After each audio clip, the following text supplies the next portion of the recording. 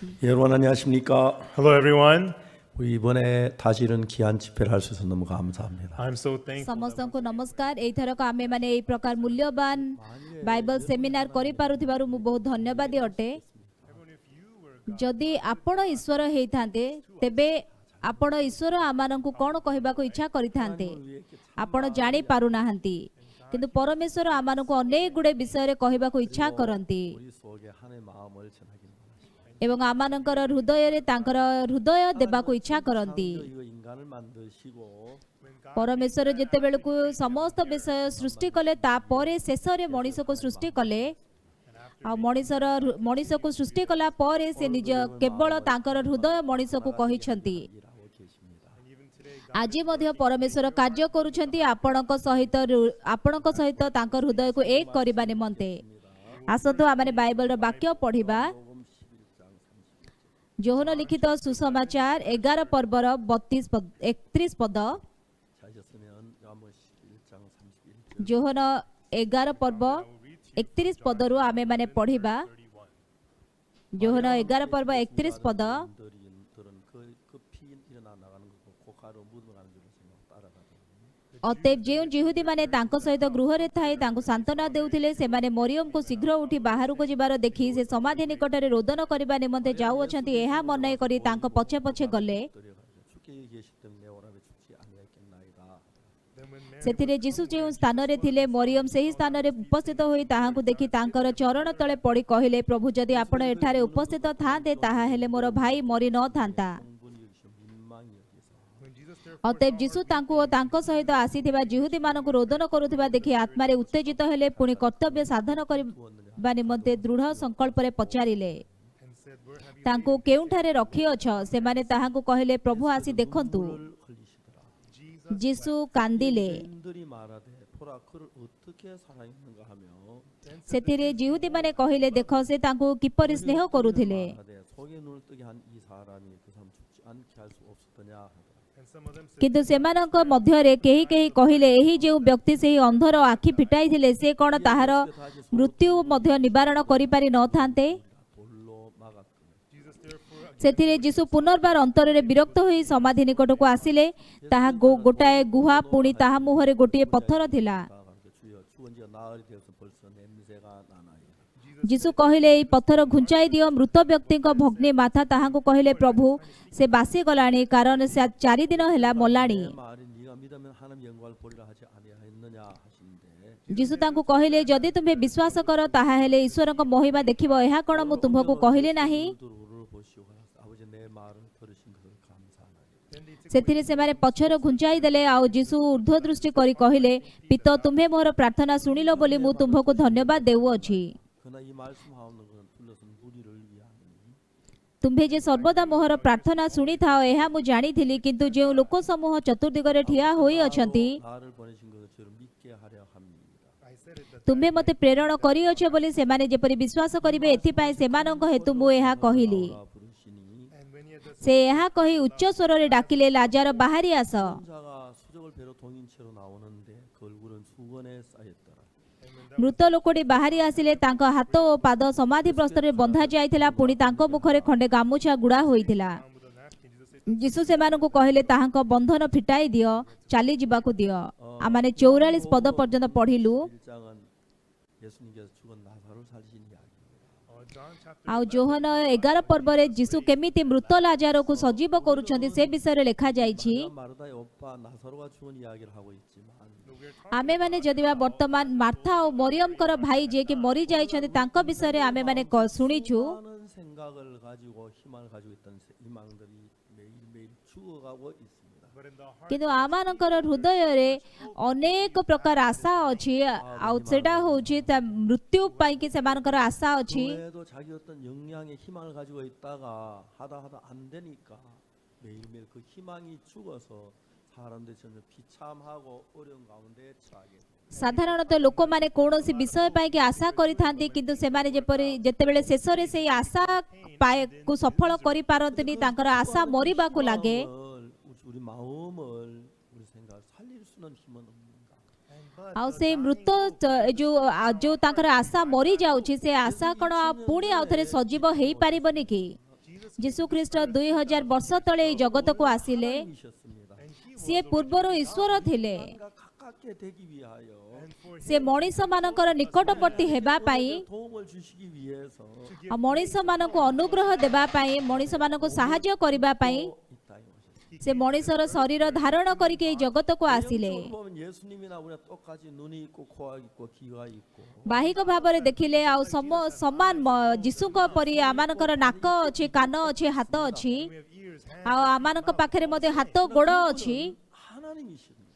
କିନ୍ତୁ ସେ ଈଶ୍ୱର ଥିଲେ 우리에게 갖지 못한 어떤 힘이 있고 ତାଙ୍କ ପାଖରେ ଗୋଟେ ଶକ୍ତି ଥିଲା ଯାହାକି ଆମ ସହିତ ସମାନ ନୁହେଁ ଏବଂ ସିଏ ଗୋଟେ ଜଗତକୁ ପରିବର୍ତ୍ତିତ କରିବା ପାଇଁ ତାଙ୍କ ପାଖରେ ଶକ୍ତି ଥିଲା 또 하는데 ଆଉ ସେ ଯେଉଁଆଡ଼େ ଇଚ୍ଛା କରନ୍ତି ଆମମାନଙ୍କୁ ସିଆଡ଼େ କଢ଼େଇ ନିଅନ୍ତି 인간의 방법과 수원 살던 그것이 익숙해 있어서 ଯେହେତୁ କି ମଣିଷର ପଦ୍ଧତି ଏବଂ ପ୍ରଣାଳୀ ଦ୍ୱାରା ବଞ୍ଚିବା ପାଇଁ ଆମେମାନେ ଅଭ୍ୟସ୍ତ ଅଟୁ 우리의 많은 문제가 일어나고 있는 겁니다. ସେଥିପାଇଁ ଯୀଶୁଙ୍କର ହୃଦୟ ପର୍ଯ୍ୟନ୍ତ ପହଞ୍ଚିବା ପାଇଁ କି ଆମମାନଙ୍କର ହୃଦୟରେ ବହୁତ ଗୁଡ଼େ ସମସ୍ୟା ଜାତ ହେଇଥାଏ 어떤 사람이든지 불문하고 ଆପଣମାନେ ଯେ ପ୍ରକାର ବ୍ୟକ୍ତି ହୁଅନ୍ତୁ ନା କାହିଁକି 말씀을 듣고 ଯଦି ଆପଣ ତାଙ୍କର ବାକ୍ୟ ଶୁଣିବେ 받아들이면 ଯଦି ତାଙ୍କର ବାକ୍ୟ ଆପଣ ଗ୍ରହଣ କରିବେ 삶을 살게 됩니다. ଆପଣ ଆଶ୍ଚର୍ଯ୍ୟମୟ ଜୀବନ ବଞ୍ଚିବେ 요한복음 11장 이야기를 했는데 ମୁଁ ଆଜି ଯୋହନ 11 ପର୍ବ ବିଷୟରେ କହୁଛି 11장 2 말고 그 전에 요한복음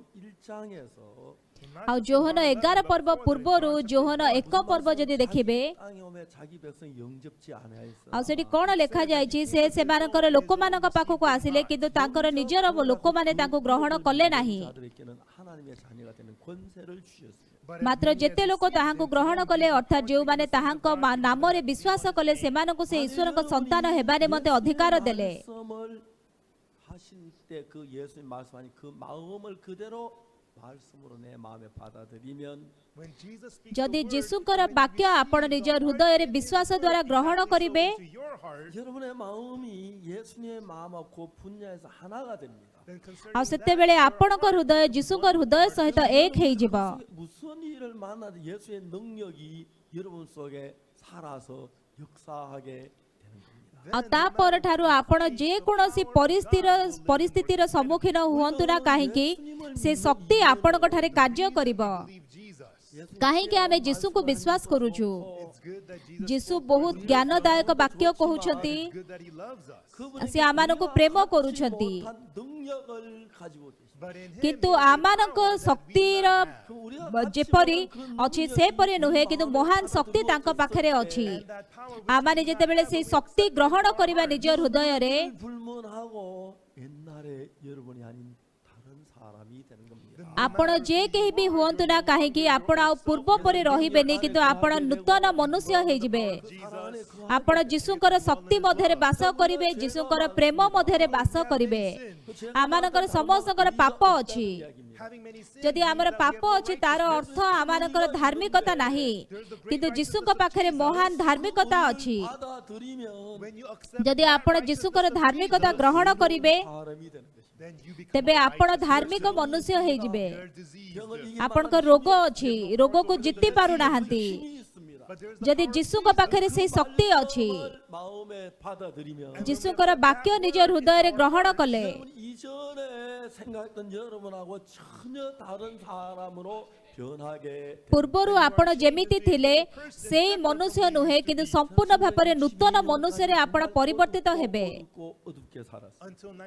ଆଉ 1962 ପର୍ଯ୍ୟନ୍ତ ମୁଁ ସମ୍ପୂର୍ଣ୍ଣ ଭାବରେ ଅନ୍ଧକାର ଜୀବନ ବଞ୍ଚିଲି 소망이 없이 ଆଉ ସେ ଅନ୍ଧକାରରୁ ମୁଁ ବାହାରିବା ପାଇଁ ଇଚ୍ଛା କରୁଥିଲି ମୋ ପାଖରେ ଆଶା ନଥିଲା ମୁଁ ଯନ୍ତ୍ରଣାରେ ଥିଲି ଯଦିବା ମୋ ପାଇଁ ବହୁତ କଷ୍ଟ ଥିଲା 10년 지냈을 때 내가 달라질 수 କିନ୍ତୁ 있다는 소망이 ଯଦି 3 ବର୍ଷ 4 ବର୍ଷ 5 ବର୍ଷ ପରେ ମୋ ପାଖରେ ବଦଳିବାର ଶକ୍ତି ଅଛି ତାହେଲେ ଆଶା ଥାନ୍ତା ତାହେଲେ ମୁଁ ବଞ୍ଚି ପାରିଥାନ୍ତି 사방에 소망이 없습니다. କିନ୍ତୁ ଯୁଆଡ଼େ ଅନେଇଲେ ବି ମୋ ପାଖରେ ଆଶା ନଥିଲା କେବଳ ମୋ ପାଖରେ ହତାଶ ଥିଲା ମୁଁ ଯାହା କଲି ସମସ୍ତ ବିଷୟରେ ବିଫଳ ହେଲି 저는 그때 생각다가 군 하사관학교에 지원하게 됐어요. ଆଉ ସେତେବେଳକୁ ମୁଁ ଚିନ୍ତା କଲି ଏବଂ ମୁଁ ଭୋକେସନାଲ ମିଲିଟାରୀକୁ ଯିବା ପାଇଁକି ସାଇନ୍ କଲି ଯଦି ମୁଁ ଭୋକେସନାଲ ସୋଲଜର ହେଇଗଲେ will serve ତାହେଲେ during ମୁଁ the day, କାମ କରିବି 5:30 ସେଠି ଆଉ ତାପରେ ସନ୍ଧ୍ୟା 5:30ରେ ମୋର ଛୁଟି ହେଇଯିବ Then I thought I ଆଉ ମୁଁ ଭାବିଲି ତାହେଲେ ମୁଁ ନାଇଟ୍ ସ୍କୁଲକୁ ଯାଇପାରିବି ବୋଲି ଭାବୁଥିଲି that I had hope ଆଉ and ସେଇ tried ASHA to be a ନେଇକି ମୁଁ vocational soldier. ଭୋକେସନାଲ ସୋଲଜର ହେବା ପାଇଁ କି ଆପ୍ଲାଏ କଲି 뭘 해도 제대로 된 게 없었어요. But in ଆଉ me, ସେତିକି up to the age of ପର୍ଯ୍ୟନ୍ତ ମୁଁ 19, ଯାହା I ବି failed କଲେ in all କିଛି that I ମଧ୍ୟ attempted. ଭଲରେ ମୁଁ କରିପାରୁନଥିଲି 되는데 Amazingly, when ବହୁତ other people ଆଶ୍ଚର୍ଯ୍ୟର did it, ବିଷୟ ହେଉଛି ଅନ୍ୟମାନେ କଲେ ତାହା ହେଉଥିଲା but when I କିନ୍ତୁ would do ମୁଁ it, I would କରିଲେ say, ତାହା ହେଇପାରୁନଥିଲା କାହିଁକି ଏମିତି ହଉଛି କାହିଁକି ଏମିତି ହଉଛି କାହିଁକି ମୁଁ କଲେ ହଉନି 이제 육군 본부 연락이 왔습니다. and then the army ଆଉ headquarters ସେତେବେଳକୁ contacted ଆର୍ମି ହେଡକ୍ୱାର୍ଟର ମତେ ଫୋନ କଲେ 군대원의 신체 검사를 받아라. on a certain ଆଉ day, ତାପରେ go to the military ଦେଗୁର hospital in Jaguar military and get ହସ୍ପିଟାଲକୁ physical ଯାଇକି exam. ତୁମର ଫିଜିକାଲ ଏକ୍ଜାମିନେସନ କର ବୋଲି ମତେ କହିଲେ 다른 별 결함이 없었기 때문에 You know, I was not that ହଁ strong, but ଫିଜିକାଲି ମୁଁ ଏତେ physically I was pretty strong fine. ନଥିଲି କିନ୍ତୁ ହେଲେ ବି ମୁଁ ଠିକ ଠାକ ଥିଲି 상도 하자. I never କିନ୍ତୁ ମୁଁ imagined ସେଠି I would ଫେଲ fail ହେଇଯିବି ବୋଲି କହିକି ମୁଁ କେବେ ମଧ୍ୟ ଚିନ୍ତା କରିନଥିଲି 이유가 다른과 다 다르지. internal ଆଉ ସେଇଠି medicine, internal eye medicine doctor, ତାପରେ I doctor medicine, external those medicine doctors ତାପରେ 하면 ଆଉ ତାପରେ ଇଏନଟି ଡକ୍ଟର ସମସ୍ତଙ୍କ ପାଖକୁ ମୁଁ ଗଲି 만지면 ସା인을 해요. the ଆଉ ସେମାନେ ଗୋଟେ ଚେକ୍ ଲିଷ୍ଟରେ କିଛି ଗୋଟେ ସାଇନ୍ କରିବେ and after that you ଆଉ go to the next ଯେତେବେଳକୁ doctor. ମୁଁ ତାର ପର ସ୍ପେଶାଲିଟି ପାଖକୁ ଯିବେ 군의관이 ଆଉ ଯେତେବେଳକୁ ମୁଁ ଡେଣ୍ଟିଷ୍ଟ ପାଖକୁ ଗଲି ସିଏ ଯେତେବେଳେ ମୋର ସେଇ ପେପରରେ ସିଗ୍ନେଚର କଲେ 사는 사인하고 다른 거예요. And the ଅନ୍ୟମାନଙ୍କ ସିଗ୍ନେଚରଠୁ ସେଟା ଅଲଗା ଥିଲା I thought, uh-oh, ମୁଁ ବିଫଳ ହେଇଗଲି ବୋଧେ I asked the colleague, can I see your teeth? 이가 완전해요. And his teeth was fine. ଆଉ ତାଙ୍କ ଦାନ୍ତ ଠିକ ଥିଲା 한쪽 앞니 이게 조금 약간 깨졌는데 But me, କିନ୍ତୁ ମୋର ଏଇ ଆଗ ଦାନ୍ତ ଟିକେ ଭାଙ୍ଗି ଯାଇଥିଲା 때문에 불합격됐다는 and I thought, ଆଉ ମୁଁ ଭାବିଲି ସେଥିପାଇଁ କି ମୁଁ ବିଫଳ ହେଇଯାଇଛି ମୁଁ ଫେଲ ହେଇଯାଇଛି ବୋଲି ଭାବିଲି ମୁଁ ତାଙ୍କ ପାଖକୁ ଗଲି 도와주시면 안 됩니까? ମୁଁ ସେ ଡକ୍ଟରକୁ କହିଲି ମୋତେ ଟିକେ ସାହାଯ୍ୟ କରନ୍ତୁ 근데 이 친구가 좀 기다리라 영장 나오던 와라. he says, hey, why are ସେ you କହିଲେ trying to କଣ start ପାଇଁ କି early? ଏତେ You're ବ୍ୟସ୍ତ gonna ହଉଛ ଆଉ ତମେ ଟିକେ ଅପେକ୍ଷା କର 사정이 있습니다. I ମୁଁ କହିଲି ନାଇଁ ମୋର ଟିକେ ସେମିତି ସ୍ଥିତି ଅଛି 그분이 And then the ସେ ମୋତେ କହିଲେ 당신은 내가 사표를 써놓고 해도 안 된다. ସେ କହିଲେ ମୁଁ ଯଦି ବି ମୋ ରିଜାଇନ୍ ଲେଖିବି ହେଲେ ବି ମୁଁ ତମକୁ ସାହାଯ୍ୟ କରିପାରିବିନି ଆଉ ଯଦି କଳ ଦାନ୍ତ ହେଇଥାନ୍ତା ତାହେଲେ ମୁଁ ସାହାଯ୍ୟ କରିପାରିଥାନ୍ତି କିନ୍ତୁ ତମର ସାମ୍ନା ଦାନ୍ତ ଭାଙ୍ଗି ଯାଇଛି ମୁଁ କେମିତି ତମକୁ ସାହାଯ୍ୟ କରିବି 나는데 ଆଉ ସେଟା ଦେଖା ବି ଯାଉନି ଦାନ୍ତ ଭାଙ୍ଗିଛି ଟିକେ ବୋଲି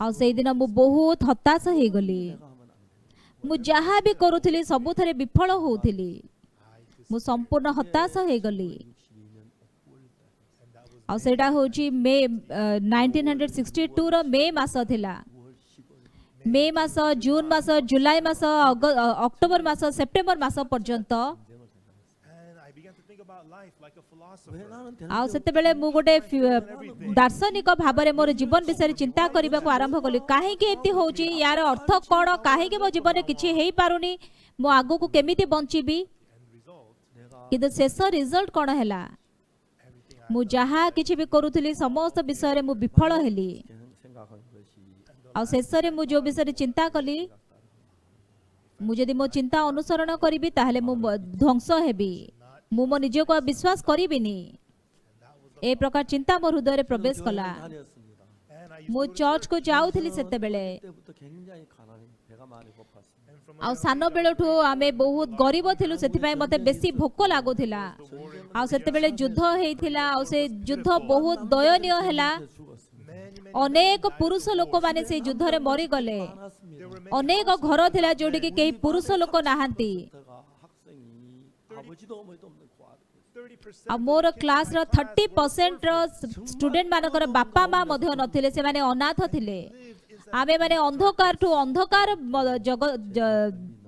ପରିବେଶରେ ବାସ କରୁଥିଲୁ then on the heart to trust in myself came ଆଉ all ମୋ ନିଜକୁ ବିଶ୍ୱାସ କରିବାର ସବୁ ହୃଦୟ ଭାଙ୍ଗିଗଲା ସେତେବେଳେ ମୋର ଯୀଶୁ ମୋତେ ପ୍ରେମ କଲେ 그 예수님은 내 속에 일을 하고 싶으셨어요. and Jesus ଆଉ ସେ wants to ଯୀଶୁ work ଇଚ୍ଛା କଲେ ମୋର ହୃଦୟରେ କାର୍ଯ୍ୟ କରିବା ପାଇଁ 그러니까 ଯୀଶୁଙ୍କର ଚିନ୍ତା ମୋର ଚିନ୍ତା ହେଉଛି ଭିନ୍ନ 예수님과 부딪히니까 if I have my ଆଉ ମୁଁ thoughts, ଯଦି they all ମୋ collide ନିଜର against ଚିନ୍ତା Jesus. ରଖିବି ତାହେଲେ ଯୀଶୁଙ୍କ ଚିନ୍ତା ଠାରୁ ତାହା ସବୁବେଳେ ବିପକ୍ଷରେ ଯିବ 무너뜨리는 일을 시작. God was not trying to put ଆଉ me କିନ୍ତୁ into despair, ପରମେଶ୍ୱର but God was ମୋତେ working to crumble all ହତାଶକୁ my ନେବା thoughts ପାଇଁ down. ଇଚ୍ଛା କରୁନଥିଲେ କିନ୍ତୁ ପରମେଶ୍ୱର ମୋର ଚିନ୍ତାକୁ ଭାଙ୍ଗି ଦଉଥିଲେ Then I was ଆଉ hungry, ସେତେବେଳକୁ ମୋତେ ଭୋକ ଲାଗୁଥିଲା so I would commit lots ଆଉ of ସେଥିପାଇଁ କି ମୁଁ ବହୁତ ଚୋରି କରିଛି 나한테 미리 이런 일을 끝까지 삼고 ଆଉ ଅନ୍ୟ ମାନଙ୍କ ବିଲରୁ ଯାଇକି ଆମେ ମାନେ with my ସେ friends. ଗହମ ତୋଳିକି ଆଣୁଥିଲୁ ଆଉ ତାପରେ ପାହାଡକୁ ଯାଇକି ସେ ଗହମ ପୋଡେଇକି ଆମେ ମାନେ ଖାଉଥିଲୁ Maybe because it was stolen.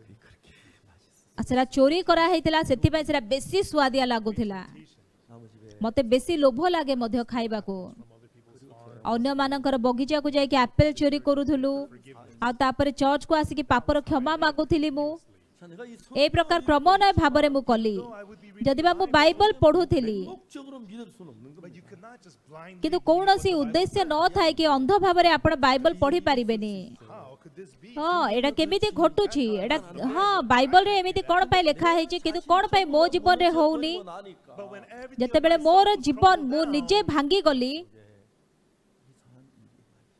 ସେତେବେଳେ ଆଶ୍ଚର୍ଯ୍ୟ ବିଷୟ ମୋ ହୃଦୟରେ ଘଟିଲା 내 마음에 어떤 이야기를 내 마음에 맞을 때 받아들이고 before when I would ଆଉ hear ଯେତେବେଳକୁ things, I ମୁଁ would କିଛି get ବିଷୟକୁ ଗ୍ରହଣ କରିପାରୁଥିଲି ତାହା ମୁଁ ଗ୍ରହଣ କରୁଥିଲି does not fit my heart. ଯଦି ମୁଁ ଗ୍ରହଣ କରିପାରୁନି ତାହେଲେ ଗ୍ରହଣ କରୁନଥିଲି I was. 옳은 게 없고 ଆଉ ସେତେବେଳେ ମୁଁ ଜାଣିପାରିଲି ମୁଁ କେତେ ଭୁଲ ମୁଁ I କେତେ did not ଦୁଷ୍ଟ have anything that was right or fitting in me. I simply accepted what others ଆଉ said. କିନ୍ତୁ ଯାହାକି ମୋ ଅଛି ମୁଁ ସେଇ ବିଷୟ ଖାଲି ଗ୍ରହଣ କଲି 만약에 이런 ଆଜି ମୁଁ ଆପଣମାନଙ୍କୁ କହିବାକୁ ଇଚ୍ଛା କରେ 피워놓고 Until now, you ଆଉ followed ବର୍ତ୍ତମାନ the thought, ପର୍ଯ୍ୟନ୍ତ but if you ଆପଣଙ୍କର didn't ଯାହା kill ବି those ଚିନ୍ତା thoughts, ଅଛି ଯଦି ସେ ଚିନ୍ତା ସବୁ ଆପଣ ଖାଲି କରିଦେବେ then we have the Christmas cantata.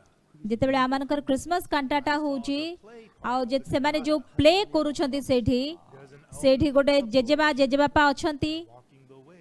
ଆଉ ସେମାନେ ରାସ୍ତାରେ ଚାଲିକି ଯାଉଛନ୍ତି ସେମାନେ କଥାବାର୍ତ୍ତା ହଉଛନ୍ତି 좋아하는 치킨 좀 먹으러 갑시다. Honey, ଆସ ଆମେ ଆଜି ତମର ପସନ୍ଦିଦାର ଚିକେନ ସୁପ୍ ଖାଇବାକୁ ଯିବା what the husband said. ସେ ସ୍ୱାମୀ ସେମିତି କହୁଛନ୍ତି ତାଙ୍କ ସ୍ତ୍ରୀ କଣ କହୁଛନ୍ତି No, let's ନାଇଁ ନାଇଁ ତମକୁ ଯୋଉ ଷ୍ଟେକ୍ ପସନ୍ଦ ଲାଗୁ ସେଇଟା ଖାଇବା ନାଇଁ ଚିକେନ ସୁପ୍ ନାଇଁ ଷ୍ଟେକ୍ chicken ନାଇଁ ଚିକେନ ସୁପ୍ ନାଇଁ ଷ୍ଟେକ୍ ସେମାନେ ଝଗଡ଼ା ଲାଗୁଛନ୍ତି 할망구는 모든 걸 내 반대로 한단 말이야. This old ଆଉ ଇଏ ସବୁବେଳେ ମୋର ଇଚ୍ଛା ବିରୁଦ୍ଧରେ କରୁଛନ୍ତି It's a funny ଏଇଟା ବହୁତ କୌତୁକିଆ କାହାଣୀ ଥିଲା and that's how it ଆଉ goes in the ଏମିତି ସେ play. କାହାଣୀ ଅଛି ସେ ପ୍ଲେରେ The husband says, ଆଉ ଯଦି ସ୍ୱାମୀ କହୁଛନ୍ତି ଚିକେନ ସୁପ୍ ଖାଇବା ପାଇଁ ହଁ ଠିକ ଅଛି ବୋଲି କହିପାରିବେ but is that the beauty in 싸우는 게 people? 재밌는 건가요? Is that why fights are 여러분 interesting? 그러진 않았어요. ଆଉ ସେମିତି ଆପଣମାନେ କେବେ ଝଗଡ଼ା କରୁଛନ୍ତି କି ଆପଣ କରିପାରନ୍ତି କିମ୍ବା କରି ନ ପାରନ୍ତି କିନ୍ତୁ ଯେତେବେଳେ ଆପଣ ବାଇବଲ ପଢୁଛନ୍ତି 내 생각 이해가 안 가고 받들지 않을 때 And when ଅନେକ ସମୟରେ ଆପଣ ବାଇବଲର ବାକ୍ୟ ବୁଝିପାରିବେନି 우리가 가진 그 기준이 있고 아는 경험이 있고 지식이 있는데 ଆମ ନିଜର ବୁଝିବାର ଜ୍ଞାନ ଆମ ନିଜର ଷ୍ଟାଣ୍ଡାର୍ଡ ଆମ ନିଜର ଅନୁଭବ ଅଛି we cannot just blindly accept ଆମେମାନେ ଅନ୍ଧ ଭାବରେ ଏ ବାକ୍ୟକୁ ଗ୍ରହଣ କରିପାରୁନୁ ସେଥିପାଇଁ କି ଯୀଶୁଙ୍କ ସହିତ ଆମ ହୃଦୟ ଏକ ହେଇପାରୁନି 요한복음 11장에 이 나사로가 죽었다 살아난 이 이야기 속에서 within this story. ଆଉ in ଯୋହନ John 11 11 about ପର୍ବରେ how ଯୋଉଠିକି Lazarus ଲାଜାର came back ମୃତ to life. ହଉଛନ୍ତି ପୁଣି ସଜୀବ ହଉଛନ୍ତି 뭘 가르치냐 하면은 What is God ଏଇ trying to କାହାଣୀ teach ଦ୍ୱାରା us? ଈଶ୍ୱର ଆମମାନଙ୍କୁ କଣ ଶିଖେଇବା ପାଇଁ ଇଚ୍ଛା କରନ୍ତି 하나님의 생각의 차이를 이야기하고 He's telling us the ମଣିଷର difference between ଚିନ୍ତା the ଏବଂ thoughts of ଈଶ୍ୱରଙ୍କର man and the ଚିନ୍ତା thoughts of ଭିତରେ God. ପ୍ରଭେଦ କଣ ତାହା ଜଣେଇବାକୁ ଇଚ୍ଛା କରନ୍ତି And everyone, no ଆପଣ matter ଯିଏ who ବି you are, ହୁଅନ୍ତୁ ନା କାହିଁକି no matter what sin ଆପଣ you've ଯୋଉ ବି committed, ପାପ କରନ୍ତୁ no matter what evil you've done, ଆପଣ ଯାହା ବି ଦୁଷ୍ଟତା no matter କରିଥାନ୍ତୁ how much good or how little you've done, ଆପଣ କେତେ କଦର୍ଯ୍ୟ ଆପଣ କେତେ ମନ୍ଦ ହୁଅନ୍ତୁ ଆପଣ କେତେ ସୁନ୍ଦର କେତେ ଅସୁନ୍ଦର ହେଇଥାନ୍ତୁ ଆପଣ ଭଲ କିମ୍ବା ଦୁଷ୍ଟ ତା ପରିବର୍ତ୍ତେ 인간인 우리가 하나님신 그 하나님의 말씀을 받아들여서 하나님과 하나가 되면 but if we humans ଆମେମାନେ ଯଦି ମଣିଷ ମାନେ ପରମେଶ୍ୱରଙ୍କର ବାକ୍ୟ ଗ୍ରହଣ କରିବା ଏବଂ ପରମେଶ୍ୱରଙ୍କର ସେ ବାକ୍ୟକୁ ଆମେମାନେ ହୃଦୟରେ ରଖିବା ତେବେ ଆମ ହୃଦୟରେ ଆମେମାନେ ପରମେଶ୍ୱରଙ୍କ ସହିତ ଏକ ହେଇପାରିବା 옛날에는 마이크가 있는데 a long time ago, ଆଉ ଯଦି ପୂର୍ବରୁ ଗୋଟେ ମାଇକ୍ ଥିଲା 선이 없는데 소리가 나잖아요. ଆଉ ଏମିତି ମାଇକ୍ ଯୋଉ ଅଛି ଏଠି କୌଣସି ୱାୟାର ନଥାଇ କି ଶବ୍ଦ ବାହାରୁଛି 들어지느냐면은 how is that able ଆଉ କେମିତି ଏ ଟେକ୍ନିକ୍ ବାହାର କଲେ ସେମାନେ 살다 눈에 안 보이던 전파가 지구에 떠다니는 거. এই ଜଗତରେ ଯଦି ବା ମଣିଷ ବଞ୍ଚିଲା ବେଳେ କିଛି ତରଙ୍ଗ ଦେଖିପାରେନି କିନ୍ତୁ ଏଇ ଜଗତରେ ଇଲେକ୍ଟ୍ରୋମ୍ୟାଗ୍ନେଟିକ ତରଙ୍ଗ ଗୁଡାକ ଅଛି 는 기술을 개발했습니다. and people develop the technology ଆଉ ଲୋକମାନେ electrical waves? ଆଉ ଲୋକମାନେ ସେ ଟେକ୍ନିକକୁ କେମିତି ସେମାନେ ଆବିଷ୍କାର କରିବେ ତାହା ସେମାନେ ଖୋଜିଲେ 전파는 어떻게 막 크게 얇게 오려 가지고 How do you make the electrical ଆଉ wave? ସେମାନେ ସେ ଇଲେକ୍ଟ୍ରିକାଲ ତରଙ୍ଗ କେମିତି କରନ୍ତି 내가 전력을 ସେମାନେ କ୍ରିଷ୍ଟାଲକୁ ସରୁ ସରୁ କରି କାଟନ୍ତି 그래서 이제 점 ଆଉ ତାପରେ ଗୋଟେ ଗୋଟେ ଯେତେବେଳକୁ ସେ ତରଙ୍ଗ ତା ଭିତରକୁ ଆସେ ସେତେବେଳେ ସେ ଇଲେକ୍ଟ୍ରିକ ୱେଭ୍ ତିଆରି କରେ 아주 성질이 비슷해. An electric wave ଆଉ ସେ ଯୋଉ ଇଲେକ୍ଟ୍ରିକ ୱେଭ୍ ତରଙ୍ଗ ଅଛି ତାର ଲାଇଟର ସ୍ପିଡ ସହିତ ସ୍ପିଡ ହଉଛି ପ୍ରାୟ ସମାନ 전파가 10 ଆଉ ଯେତେବେଳକୁ ସେଇ ଇଲେକ୍ଟ୍ରିକ ତରଙ୍ଗର ଆଉ ଲାଇଟର 13 teracycles, it turns into light. 그래서 이제 ଆଉ ଯେତେବେଳକୁ 13 ଟେରାସାଇକେଲ କୁ ପାର ହେଇକି ଯାଏ ସେ ଇଲେକ୍ଟ୍ରିକ ତରଙ୍ଗ ସେତେବେଳେ ସେଟା ଲାଇଟ ହେଇଯାଏ Electrical wave. 그 마이크 ଆଉ ସେମାନେ ଏଇ ମାଇକ୍ରୋଫୋନ ଭିତରେ ସେମାନେ ଗୋଟେ ଅସିଲେଟର ରଖିଛନ୍ତି Electrical wave. 그다음에 ଆଉ ଏ ମାଇକ୍ରୋଫୋନ ଭିତରେ ସେ ଇଲେକ୍ଟ୍ରିକାଲ ତରଙ୍ଗ ତିଆରି ହଉଛି 전파에다가 소리를 싣는 법을 배웠어요. ଆଉ ଲୋକମାନେ କୋଉ ଟେକ୍ନିକ ଶିଖିଲେ ସେମାନେ ଶିଖିଲେ ଯେମିତି କି ସେମାନେ ଇଲେକ୍ଟ୍ରିକାଲ ୱେଭ୍ ରେ ସେଇ ସାଉଣ୍ଡ ଦେଇପାରିବେ People research. ଆଉ ସେମାନେ ବାରମ୍ବାର ସେମାନେ ରିସର୍ଚ୍ଚ କଲେ 340 meters a second. It's very ଆଉ ଗୋଟେ ସେକେଣ୍ଡରେ 340 ମିଟର କେବଳ ଲାଇଟ ଗତି କରିପାରିବ kilometers per second.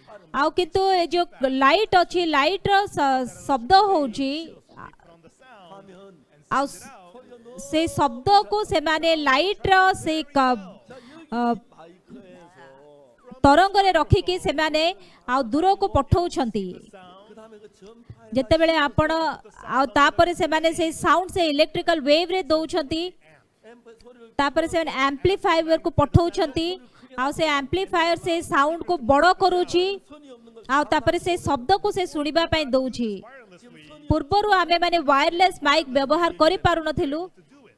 କିନ୍ତୁ ବର୍ତ୍ତମାନ ଆମେମାନେ ୱାୟରଲେସ୍ ମାଇକ୍ ବ୍ୟବହାର କରିପାରୁଛୁ ଆଉ ଯେତେବେଳେ ସେଇ ସମାନ ତରଙ୍ଗ ଅଛି You can make cell 전파에다 우리가 빛을 ଆଉ ସେଇ ସମାନ ତରଙ୍ଗ ଦ୍ୱାରା ଆପଣମାନେ ମୋବାଇଲ ଫୋନ କରିପାରିବେ 이렇게 하는 겁니다. ଫିଲ୍ମ କରିପାରୁଛନ୍ତି ଆମେମାନେ ଏଇ ପ୍ରକାର କାର୍ଯ୍ୟ କରିପାରୁଛୁ କିନ୍ତୁ ସବୁଠୁ ଗୁରୁତ୍ୱପୂର୍ଣ୍ଣ ବିଷୟ କ'ଣ 마음을 우리 속에다 넣어 주시기 위해서 ପରମେଶ୍ୱର ତାଙ୍କର ହୃଦୟ ଆମମାନଙ୍କୁ ଦେବା ପାଇଁ 웅치가 네 마음을 받아들이라 하고 넣는 게 아니고 He doesn't make ଆଉ ମୋର ହୃଦୟ ଗ୍ରହଣ କର ବୋଲି ଜବରଦସ୍ତି ସେ ଦିଅନ୍ତିନି 마음을 말씀으로 우리 귀에 들려줍니다. but God allows ପରମେଶ୍ୱର ବାକ୍ୟ ଦ୍ୱାରା ତାଙ୍କର ସେଇ ହୃଦୟକୁ ଆମକୁ ଜଣାନ୍ତି and through our ears ଆଉ ଆମମାନେ କାନ ଦ୍ୱାରା ଯେତେବେଳେ ଅନେକ ଗୁଡ଼େ ଇନଫର୍ମେସନ ନେଇଥାଉ ତାହା ଆମମାନଙ୍କର ବ୍ରେନକୁ ଯାଏ ତାପରେ ଠିକ ବିଷୟ ଭୁଲ ବିଷୟକୁ ସେ ଅଲଗା କରିକି ଖରାପ ବିଷୟକୁ ବାହାର କରିଦିଏ ଆଉ ଠିକ ବିଷୟ ଗ୍ରହଣ କରିଥାଏ ଆମମାନେ ଯେତେବେଳେ ଯୀଶୁଙ୍କର ବାକ୍ୟ ଗ୍ରହଣ କରିଥାଉ 받는 부분은 받으기가 쉽지만 it's easy ଆମମାନଙ୍କର ଷ୍ଟାଣ୍ଡାର୍ଡ ଅନୁସାରେ ଯାହା ଠିକ ତାହା ଆମେମାନେ ଗ୍ରହଣ କରିପାରୁ 부분을 받아들이기 굉장히 어려워. କିନ୍ତୁ ଆମମାନଙ୍କର ଷ୍ଟାଣ୍ଡାର୍ଡ ଠାରୁ ଯାହା ଭିନ୍ନ ଅଛି ତାହା ଆମେମାନେ ଗ୍ରହଣ କରିବାକୁ ଇଚ୍ଛା କରୁନି 단순하게 이 문제를 해결하면 but in spiritual life ଆଉ ଯଦି ଆତ୍ମିକ ଜୀବନରେ ଏ ବିଷୟ ଆପଣ ସମାଧାନ କରିପାରିବେ ତାହେଲେ ଆତ୍ମିକ ଜୀବନ ବହୁତ ସହଜ ହେଇଯିବ 아, 주님 충성해야지, 기도해야지, 열심히 해야지. 그래서 신앙이 되어지는 건 아니에요. ଆଉ ମୁଁ ପରମେଶ୍ୱରଙ୍କର ସମ୍ମୁଖରେ ବିଶ୍ୱସ୍ତ ହେବି ମୁଁ ବିଶ୍ୱାସ କରିବି ମୁଁ ଆଉ ଆତ୍ମିକ ଜୀବନ ବଞ୍ଚିବି ଏଇ ପ୍ରକାର ଭାବରେ ଆତ୍ମିକ ଜୀବନ ବଞ୍ଚି ପାରିବେନି ଆପଣ ଯିଏ ବି ହୁଅନ୍ତୁ ନା କାହିଁ ଯଦି ଆପଣ ଈଶ୍ୱରଙ୍କର ବାକ୍ୟ ଗ୍ରହଣ କରିବେ ଆଉ ବିଶ୍ୱାସ କରିବାର ଅର୍ଥ କ'ଣ it means to accept ଆଉ ତାର ଅର୍ଥ ହେଉଛି ଯୀଶୁଙ୍କର ବାକ୍ୟକୁ ନିଜ ହୃଦୟରେ ଗ୍ରହଣ କରିବା ଯେତେବେଳେ ଯୀଶୁଙ୍କ ହୃଦୟ ଆପଣଙ୍କ ହୃଦୟ ସହିତ ଏକ ହେବ ତାହା ହେଉଛି ବିଶ୍ୱାସ କରିବା ମୁଁ ଯଦି ଗୋଟେ ଅଳ୍ପ ବୟସର ଝିଅକୁ ଭେଟୁଛି I'm not single, I'm a married man. 할아버지 ଆଉ ମୁଁ ବର୍ତ୍ତମାନ ବିବାହ କରିସାରିଛି ମୁଁ ଜଣେ ବୁଢ଼ା ଲୋକ ମୋର 4 ଜଣ ନାତି ନାତୁଣୀ ଅଛନ୍ତି ମୋର ପୁଅ ଝିଅ ଅଛନ୍ତି ମୁଁ ଯଦି ଗୋଟେ ଅବିବାହିତ ଲୋକ ହେଇଥାନ୍ତି ଆଉ ଗୋଟେ ଝିଅକୁ ଯଦି ମୁଁ ଭେଟିଥାନ୍ତି ଆଉ ସେ ବହୁତ ସୁନ୍ଦର ଆଉ ମୁଁ ତାକୁ ଯାଇକି କହିଥାନ୍ତି ମୁଁ ତମକୁ ବହୁତ ଭଲ ପାଉଛି ମୁଁ ତମ ସହିତ ବିବାହ କରିବାକୁ ଇଚ୍ଛା କରୁଛି ଆଉ ଯଦି ସେ ଝିଅ ମୋଠୁ ସେ କଥା ଶୁଣିଲା ପରେ କହିଥାନ୍ତା And if the young lady likes me, what would she say? 좋아요. ସେ ଯଦି ମୋତେ ପସନ୍ଦ କରୁଛି କ'ଣ କହିବ ହଁ ମୁଁ ବି ତମକୁ ପସନ୍ଦ କରୁଛି ଆମେ ବାହା ହେବା Then that ସେତେବେଳେ ହୃଦୟ ଏକ ହଉଛି is right. ଠିକ ନା 아가씨 날 보고 But if the young lady says to me, ଆଉ ଯଦି ସେ ଝିଅ ମୋତେ ଅନେଇକି ଏମିତି କହିବ ଆଉ ତାପରେ ପଳେଇଯିବ ମୋଠୁ ଆଉ ମୋର ବୟଫ୍ରେଣ୍ଡ ଅଛି 제발 ତମର କ'ଣ ମୁଣ୍ଡ ଖରାପ ହେଇଛି ତମେ ଯାଅ ଏଇଠୁ we are different hearts. ତାହେଲେ ଆମମାନଙ୍କର ହୃଦୟ କେବେ ସମାନ ହେଇପାରିବନି ଏଇଟା ବହୁତ ସାଧାରଣ ଅଟେ 마음이 하나가 되면 whatever the word of the ଆଉ Bible, ବାଇବଲରେ ଯେ କୌଣସି ବାକ୍ୟ ହଉନା କାହିଁକି ତାହା ଯଦି ଆପଣଙ୍କ ହୃଦୟ ସହିତ ଏକ ହବ, when the young ଆଉ ସେ ଝିଅ ଯଦି ମତେ ପସନ୍ଦ କରୁଛି, 받아들이는 마음하고 ତାଙ୍କର ହୃଦୟରେ ଯେତେବେଳେ ସେ ମତେ ଗ୍ରହଣ କରୁଛି, and versus the ଆଉ ଯେତେବେଳକୁ ସେ ମତେ ଅଗ୍ରାହ୍ୟ କରୁଛି, ସେଟା ବହୁତ ଭିନ୍ନ ଅଟେ। if she accepts, ଯଦି ସେ ମୋର ହୃଦୟ ଗ୍ରହଣ କରୁଛି, then what ସେତେବେଳେ କଣ ଘଟିବ? 하나가 됩니다. she becomes ସେ ମୋ ସହିତ ଏକ ହେଇଯିବ। 나하고 다른 마음이 되는 거예요. if she rejects me, ଆଉ ଯଦି ସେ ମତେ ଗ୍ରହଣ କରୁନି, ତାହେଲେ ମୋ ଠାରୁ ତାର ହୃଦୟ ଭିନ୍ନ ହେଇଯିବ। honey, let's get some chicken soup. Honey ଚାଲ ଆମେ ଚିକେନ ସୁପ୍ କିଣିକି ଖାଇବା ଟିକେ। ନାଇଁ ନାଇଁ, ତମକୁ ଯୋଉ ଷ୍ଟେକ୍ ପସନ୍ଦ ଲାଗୁଛି ଷ୍ଟେକ୍ ଖାଇବା। ନାଇଁ ଚିକେନ ସୁପ୍, ନାଇଁ ଷ୍ଟେକ୍। ସେ ଝଗଡ଼ା ଲାଗିବେ। 망구는 뻔하지 내만 안 두고 안정을 부린다 말이야. This old ନାଇଁ ଏଇ ବୁଢୀ କେବେ ବି ମୋ କଥା ଶୁଣୁନି, ସବୁବେଳେ ଖାଲି ମୋ କଥାର ବିପରୀତ କାମ ସେ କରୁଛି। there is that scene in the Christmas cantata. ଆଉ କ୍ରିସମାସ କାଣ୍ଟାଟାରେ ଏମିତି ଗୋଟେ ସିନ୍ ଅଛି, ତାଙ୍କର ହୃଦୟ ମ୍ୟାଚ୍ କରୁନି ପରସ୍ପର ସହିତ। Honey, let's get some chicken soup. ତମକୁ ଚିକେନ ସୁପ୍ ଭଲ ଲାଗୁଛି ନା, ହଉ ଚାଲ ଆମେ ଚିକେନ ସୁପ୍ ଖାଇବା।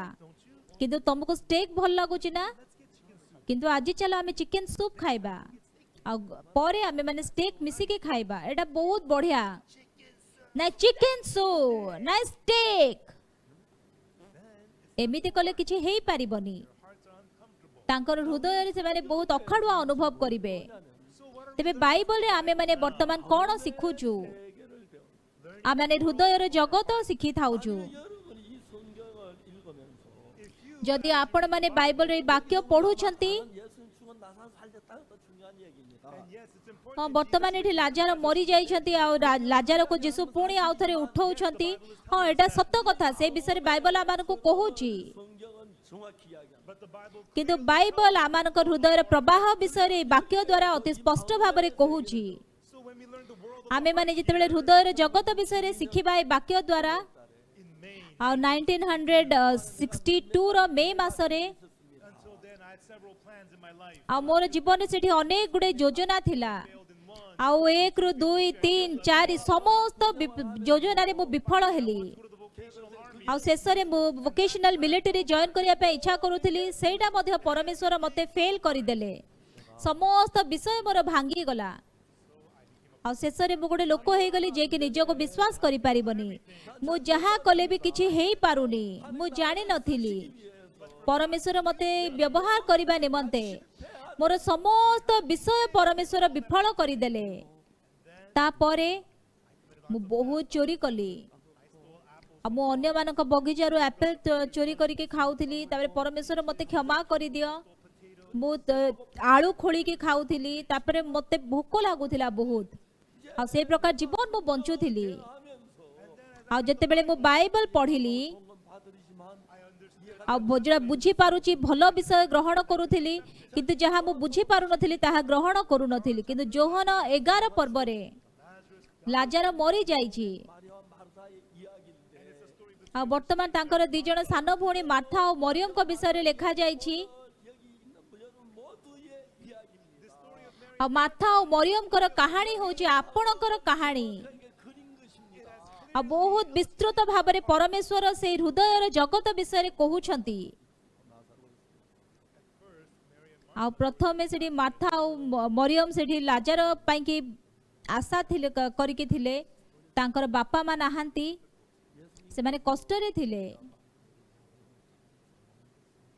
ଆଉ ଯୀଶୁ ମାର୍ଥା ମରିୟମ ଆଉ ଲାଜାରଙ୍କୁ ବହୁତ ପ୍ରେମ କରୁଥିଲେ। ଆଉ ସେଥିପାଇଁ ଯେତେବେଳେ ତାଙ୍କର ଭାଇ ରୋଗାଗ୍ରସ୍ତ ହଉଛନ୍ତି, ସେତେବେଳେ ମାର୍ଥା ଆଉ ମରିୟମ ଯୀଶୁଙ୍କୁ ଡାକୁଛନ୍ତି।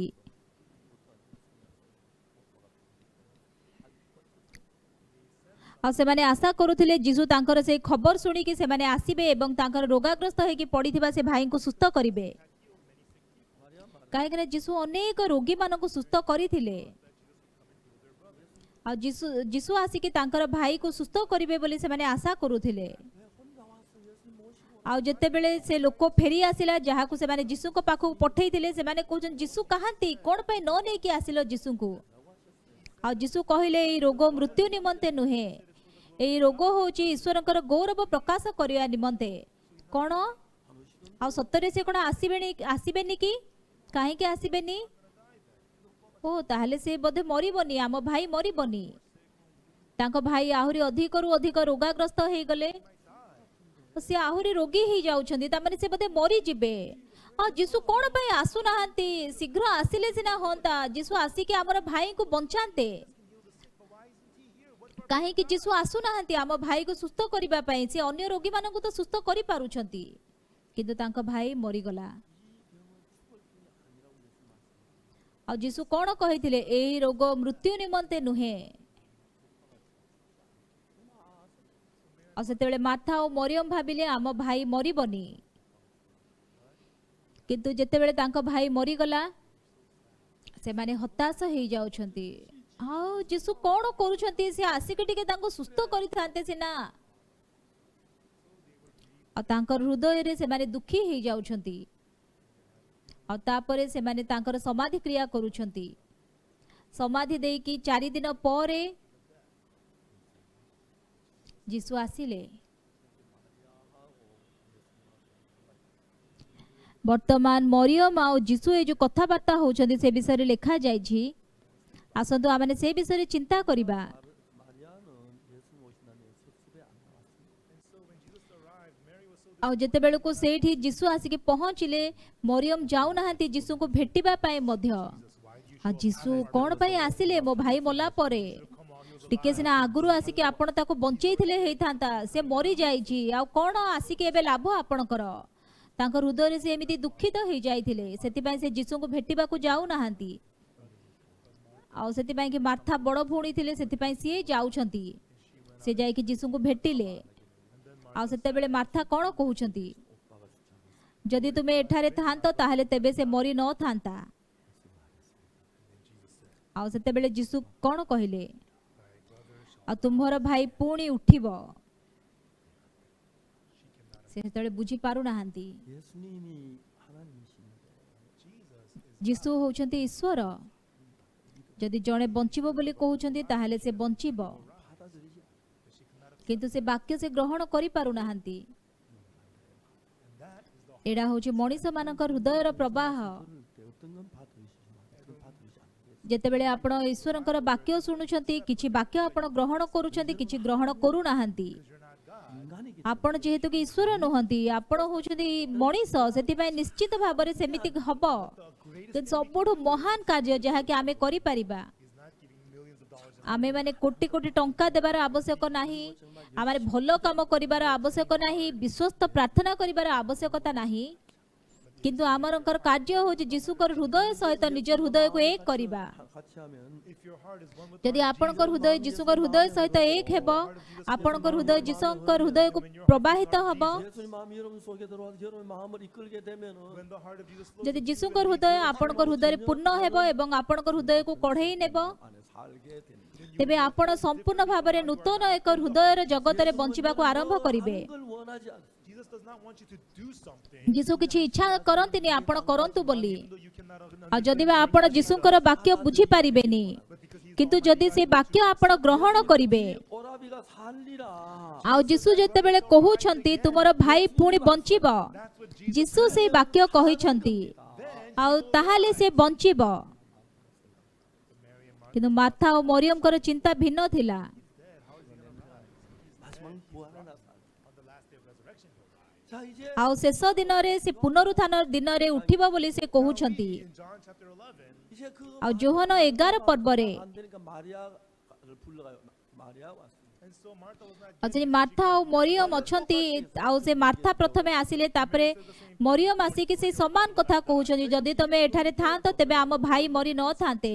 ଆପଣ ଏଇ ବାକ୍ୟ ଦେଖନ୍ତୁ, ଏଇ ବାଇବଲରେ କ'ଣ ଲେଖାଯାଇଛି? 마리아가 예수께 있는 와서 보이고 그 발 앞에 엎드려 가로되 주께 계시던 오라비에 죽지 않았겠나이다. and then Mary came ଆଉ ଯେତେବେଳକୁ ମରିୟମ ଆସିକି ଯୀଶୁଙ୍କର ପାଦ ତଳେ ପଡ଼ି ତାଙ୍କୁ କହୁଛନ୍ତି, ଯଦି ତୁମେ ଏଠାରେ ଥାଆନ୍ତ ତାହେଲେ ଆମର ଭାଇ ମରି ନଥାନ୍ତେ। 유대인들이 우는 것을 보시고 심령이 통분이 여기시고 민망히 여기시고 when Jesus therefore saw her ଆଉ ଯେତେବେଳକୁ ଯେତେବେଳେ ଦେଖୁଛନ୍ତି ଜିହୁଦୀମାନେ ମଧ୍ୟ ତାଙ୍କ ସହିତ କାନ୍ଦୁଛନ୍ତି, ସେତେବେଳେ ସେ ତାଙ୍କ ହୃଦୟରେ ଦୁଃଖିତ ହେଉଛନ୍ତି। 얼마나 유대인들이 우는데 Mary, Martha, ଆଉ ବର୍ତ୍ତମାନ ମରିୟମ, ମାର୍ଥା ଆଉ ଜିହୁଦୀମାନେ କାନ୍ଦୁଛନ୍ତି। 다시 살리라고 했는데 Jesus ଯୀଶୁ କହିଛନ୍ତି ତୁମର ଭାଇ ପୁଣି ଉଠିବ। 예수님 통분히 여기셨습니까? Why? କାହିଁକି ଯୀଶୁ ହୃଦୟରେ ଦୁଃଖିତ ହଉଛନ୍ତି? 네 오빠가 다시 산다는 그 사실 믿지 않고 있기 କାହିଁକି ନା ସେମାନଙ୍କ ଭିତରୁ ଜଣେ ସୁଦ୍ଧା ନାହିଁ ଯିଏକି ବିଶ୍ୱାସ କରୁଛି ତାଙ୍କ ଭାଇ ପୁଣି ବଞ୍ଚିବ ବୋଲି। 산다. Jesus said, ଆଉ ତୁମର ଭାଇ ବଞ୍ଚିବ ବୋଲି ଯୀଶୁ କହିଛନ୍ତି। ହଁ ସତରେ ଆମ ଭାଇ ବଞ୍ଚିବ। ଆଉ ସତରେ ସତ ଆମ ଭାଇ ବଞ୍ଚିବ। ଆଉ ଧନ୍ୟବାଦ। that's what they should be saying. ସେମିତି ସେମାନେ କହିବାର ଉଚିତ ଥିଲା, କିନ୍ତୁ ଯୀଶୁଙ୍କ ହୃଦୟ ସେମାନେ ଗ୍ରହଣ କରିପାରୁନାହାନ୍ତି। କାହିଁକି? In their eyes, 여러분 ତାଙ୍କର ଚକ୍ଷୁରେ 죽어서 나으는데 썩어 냄새가 나는데 어떻게 ତାଙ୍କର ଭାଇ ମରିଗଲାଣି, 4 ଦିନ ହେଇଗଲାଣି, ସେ ସଢିକି ଗନ୍ଧ ହେଲାଣି। 오빠가 다시 살리 그 얘기를 못 받아들인다는 것이 therefore they are ତାଙ୍କର ଭାଇ ପୁଣି ବଞ୍ଚିବ ସେ ବାକ୍ୟ ସେମାନେ ଗ୍ରହଣ କରିପାରୁନାହାନ୍ତି। 예수님하고 다르니까 therefore ଯେହେତୁ କି ଆପଣ ଏବଂ ଯୀଶୁ ହଉଛନ୍ତି ଭିନ୍ନ, 될 수가 없습니다. ସେଥିପାଇଁ ଆପଣଙ୍କର ହୃଦୟ କେବେ ମଧ୍ୟ ଯୀଶୁଙ୍କ ସହିତ ସମାନ ହେଇପାରିବନି। 여러분 어떤 문제를 당하든지 간에 everyone, no matter what ଯେତେବେଳେ ଆପଣ କୌଣସି ସମସ୍ୟାର ସମ୍ମୁଖୀନ ହୁଅନ୍ତି, ଆପଣ ଯେତେବେଳେ ବାଇବଲ ପଢୁଛନ୍ତି, ଯେତେବେଳେ ଆପଣ ବାଇବଲର ବାକ୍ୟ ପଢୁଛନ୍ତି, can become one heart. ଆଉ ସେତେବେଳେ ଯଦି ଆପଣ ଯୀଶୁଙ୍କ ହୃଦୟ ସହିତ ଏକ ହେଇଯିବେ, ତେବେ ଆପଣଙ୍କର ହୃଦୟରେ ଯୀଶୁଙ୍କ ହୃଦୟ ପ୍ରବାହିତ ହେବ। ଏବଂ ସେତେବେଳେ ଆପଣଙ୍କର ହୃଦୟରେ ଯଦି ବା ସେ ଭାଇ ମରିଯାଇଛି, ଯୀଶୁଙ୍କ ହୃଦୟରେ ସେ ଭାଇ ବଞ୍ଚିଛି। 들어가면 ଯଦି ଯୀଶୁଙ୍କ ହୃଦୟ ଆପଣଙ୍କ ହୃଦୟରେ ପ୍ରବେଶ କରିବ, 살겠구나 하고 ତାହେଲେ ମାର୍ଥା ଓ ମରିୟମଙ୍କ ହୃଦୟରେ ଆମ ଭାଇ ବଞ୍ଚିବ। Say, oh, our brother will ହଁ ଆମ ଭାଇ ବଞ୍ଚିବ। 여러분 속에 예수의 능력으로 일을 하신다는 것입니다. ଆଉ ସେ ସମୟରେ ଯୀଶୁ ଶକ୍ତିଶାଳୀ ଭାବରେ ଆପଣଙ୍କ ହୃଦୟରେ କାର୍ଯ୍ୟ କରିପାରିବେ। 그냥 오빠가 어떻게 살아? କିନ୍ତୁ ଯଦି ଆପଣ କହିବେ ସେ ମରିକି ସଢିଗଲାଣି, ଗନ୍ଧ ହଉଛି, କେମିତି ସେ ବଞ୍ଚିବ? ତେବେ ସମସ୍ୟା କ'ଣ? 하고 충성하고 예배드리고 성경 읽고 헌금하고 착하니 하고 율법 지키고 ଯଦି ବା ଆପଣ ଚେଷ୍ଟା କରୁଛନ୍ତି, ପ୍ରାର୍ଥନା କରୁଛନ୍ତି, ଆପଣ ସବୁ ଉତ୍ତମ ବିଷୟ କରୁଛନ୍ତି, ଯଦି ବା ଆପଣ ସେ ପ୍ରକାର କରୁଛନ୍ତି, 받으리지 않는 예수님. ଯଦି ବିଶ୍ୱାସ ଦ୍ୱାରା ଯୀଶୁଙ୍କର ବାକ୍ୟ ଆପଣ ଗ୍ରହଣ କରିବେନି, ତାହେଲେ 우리는 ଯୀଶୁଙ୍କୁ ଆପଣ ବିଶ୍ୱାସ କରୁନାହାନ୍ତି। 받지 않는 건 받으리지 않는데. but we accept what fits our thoughts, and if it does not fit ଆମେମାନେ ନିଜର ଚିନ୍ତାକୁ ଯାହା ମ୍ୟାଚ୍ କରୁଛୁ ସେ ବାକ୍ୟ ଗ୍ରହଣ କରୁଛୁ, ଯାହା ମ୍ୟାଚ୍ କରୁନି ତାହା ଆମେମାନେ ଗ୍ରହଣ କରୁନୁ। the Bible is telling us. କିନ୍ତୁ ବାଇବଲ ସ୍ପଷ୍ଟ ଭାବରେ ଆମମାନଙ୍କୁ କ'ଣ କହୁଅଛି? In the Bible we Bible ଅତି ସ୍ପଷ୍ଟ ଭାବରେ ହୃଦୟର ଜଗତ ବିଷୟରେ କୁହେ। 2년 10월 달에 in October ଆଉ 1962 ମସିହା ଅକ୍ଟୋବର ମାସରେ 다 망한 것을 알았어. I realized ମୁଁ ଜାଣିପାରିଲି ଯେ ମୋର ସମସ୍ତ ବିଷୟ ଯାହାକି ମୁଁ ଚିନ୍ତା କରିଛି, ଯୋଜନା କରିଛି, ବିଫଳ ହେଇଛି। ମୋର ଚିନ୍ତାକୁ ଆଉ ମୁଁ ବିଶ୍ୱାସ କରିପାରିବିନି, ମୋ ନିଜକୁ ବିଶ୍ୱାସ କରିପାରିବିନି। ମୋର ଚିନ୍ତା ଅନୁସାରେ ମୁଁ ସବୁ ବିଷୟ କରିଥିଲି, but I କିନ୍ତୁ ମୁଁ ଯେତେବେଳେ ଯୀଶୁଙ୍କର ବାକ୍ୟ ଗ୍ରହଣ କଲି, 내 삶에 예수 만 ଆଉ ସେହି ସମୟଠାରୁ ଯୀଶୁ ମୋ ହୃଦୟରେ ପ୍ରବେଶ କଲେ ଏବଂ ମୋର ଜୀବନ ବଦଳିବାକୁ ଲାଗିଲା। 예수님은 ଆଉ ସେଠି ଗୋଟେ ଗୁରୁତ୍ୱପୂର୍ଣ୍ଣ ବିଷୟ ଅଛି। ଆଉ ଯୀଶୁ ଯେତେବେଳେ କହୁଛନ୍ତି ତୁମର ଭାଇ ବଞ୍ଚିବ, 예수님 말씀 믿지 않았어요. କିନ୍ତୁ ମାର୍ଥା ଓ ମରିୟମ ଯୀଶୁଙ୍କର ବାକ୍ୟ ଗ୍ରହଣ କରୁନାହାନ୍ତି। ତାଙ୍କର ଚିନ୍ତା ଓ ଯୀଶୁଙ୍କର ଚିନ୍ତା ଭିନ୍ନ ଥିଲା। ଜିହୁଦୀମାନେ ମଧ୍ୟ ବିଶ୍ୱାସ କଲେନି। ଆଉ ଟିକେ ଅଧିକ ଆମେମାନେ ପଢିବା 다음에 34절 34 ପଦ। 가사대 그를 어디에 두느냐? ତାଙ୍କୁ କେଉଁଠାରେ ରଖିଅଛ? 아들 주여 와서 보옵소서 하니 listened to Lord come ସେମାନେ ତାହାଙ୍କୁ କହିଲେ, ପ୍ରଭୁ ଆସି ଦେଖନ୍ତୁ। 35 ପଦ, ଯୀଶୁ କାନ୍ଦିଲେ। ଯୀଶୁ ବହୁତ ଦୁଃଖିତ ହଉଛନ୍ତି, ଯୀଶୁ କାନ୍ଦୁଛନ୍ତି। 나는 그 이야기 아무도 안 받아. Jesus says the brother ଆଉ ଯୀଶୁ ଯେତେବେଳେ କହୁଛନ୍ତି ତୁମର ଭାଇ ବଞ୍ଚିବ, ସେ ବାକ୍ୟ କେହି ଗ୍ରହଣ କରୁନାହାନ୍ତି। ମରିୟମ ବି, ମାର୍ଥା ବି, ଜିହୁଦୀ ମାନେ ମଧ୍ୟ, ଆଉ ଶିଷ୍ୟମାନେ ମଧ୍ୟ। ମରିୟମ ଆଉ ଯଦି କହୁଛନ୍ତି ଯୀଶୁ ବଞ୍ଚିବ ବୋଲି ତୁମ ଭାଇ, ତାହେଲେ ସେ ବଞ୍ଚିବ। ତୁମେ କ'ଣ ପାଇଁ କି ତାଙ୍କର ବାକ୍ୟ ବିଶ୍ୱାସ କରୁନ? Jesus can raise your brother. Shouldn't the disciples be urging her like ଆଉ ଶିଷ୍ୟମାନେ ତାଙ୍କୁ କ'ଣ କହିଥାନ୍ତେ? ଯୀଶୁ ତୁମର ଭାଇଙ୍କୁ ସଜୀବ କରିବେ, କିନ୍ତୁ ସେମାନେ ସେ ପ୍ରକାର କହୁନାହାନ୍ତି। 속에 누르뜨게 한 사람이 이 사람이 36 ପଦ ଦେଖନ୍ତୁ। ସେଥିରେ ଜିହୁଦୀମାନେ କହିଲେ, ଦେଖ ସେ ତାଙ୍କୁ କିପରି ସ୍ନେହ କରୁଥିଲେ। 그들은 କିନ୍ତୁ ସେମାନଙ୍କ ମଧ୍ୟରେ କେହି କେହି କହିଲେ, ଏହି ଯେଉଁ ବ୍ୟକ୍ତି ସେହି ଅନ୍ଧର ଆଖି ଫିଟାଇଲେ, ସେ କ'ଣ ତାହାର ମୃତ୍ୟୁ ମଧ୍ୟ ନିବାରଣ କରିପାରି ନଥାନ୍ତେ? 38 ପଦ ଦେଖିବା। 38 पद ସେଥିରେ ଯୀଶୁ ପୁନର୍ବାର ଅନ୍ତରରେ ବିରକ୍ତ ହୋଇ ସମାଧି ନିକଟକୁ ଆସିଲେ। ତାହା ଗୋଟିଏ ଗୁହା, ପୁଣି ତାହା ମୁହଁରେ ଗୋଟିଏ ପଥର ଥିଲା। 39 ପଦ ଯୀଶୁ କହିଲେ, ଏହି ପଥର ଘୁଞ୍ଚାଇ ଦିଅ। ମୃତ ବ୍ୟକ୍ତିଙ୍କ ଭଗ୍ନୀ ମାର୍ଥା ତାହାଙ୍କୁ କହିଲେ। ଆଉ ଯୀଶୁ ବର୍ତ୍ତମାନ କ'ଣ କହୁଛନ୍ତି? ସେ ଯୋଉ ସମାଧି ମୁହଁରେ ପଥର ଅଛି ତାକୁ ଘୁଞ୍ଚେଇ ଦିଅ। କିନ୍ତୁ ମାର୍ଥା ସେ କ'ଣ କହୁଛନ୍ତି ଯୀଶୁଙ୍କୁ? ପ୍ରଭୁ ସେ ବାସି ଗଲାଣି, ସେ କାରଣ ସେ 4 ଦିନ ହେଲା ମଲାଣି, ସିଏ ମରି ଯାଇଛି, ଗନ୍ଧ ହଉଛି, ସିଏ ଗନ୍ଧ ହଉଛି, ତାକୁ ଡାକିଲେ ବି କିଛି ହବନି। ଆଉ ତାକୁ ସେ ରଖିଦିଅ, ସେଟା ବହୁତ କଦର୍ଯ୍ୟ ଗନ୍ଧ ବାହାରୁଛି, ତାକୁ ବନ୍ଦ କରିଦିଅନ୍ତୁ। ଯୀଶୁଙ୍କ ଠାରୁ ଭିନ୍ନ ହୃଦୟ ଅଛି। ଯୀଶୁ ଲାଜାରକୁ ସଜୀବ କରିବାକୁ ଆସିଛନ୍ତି। ଆଉ ସେ ବର୍ତ୍ତମାନ କହୁଛନ୍ତି ପଥର ଘୁଞ୍ଚେଇ ଦେବା ପାଇଁ।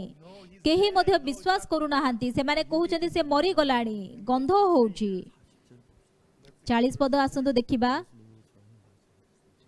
ଯୀଶୁ ତାହାଙ୍କୁ କହିଲେ, ଆଉ ଯଦି ତୁମେ ବିଶ୍ୱାସ କର ତାହେଲେ ଈଶ୍ୱରଙ୍କ ମହିମା ଦେଖିବ। ଏହା କ'ଣ ମୁଁ ତୁମ୍ଭକୁ କହିଲି ନାହିଁ? ଆଉ ଯଦି ତୁମେ ମୋହର ବାକ୍ୟ ବିଶ୍ୱାସ କରିବ ତେବେ ତୁମେ ତାହାଙ୍କର ମହିମା ଦେଖିବ। ଏହା କ'ଣ ମୁଁ ତୁମକୁ କହି ନାହିଁ?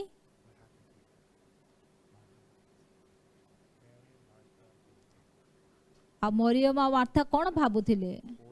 ହଁ, ଏଟା ଠିକ।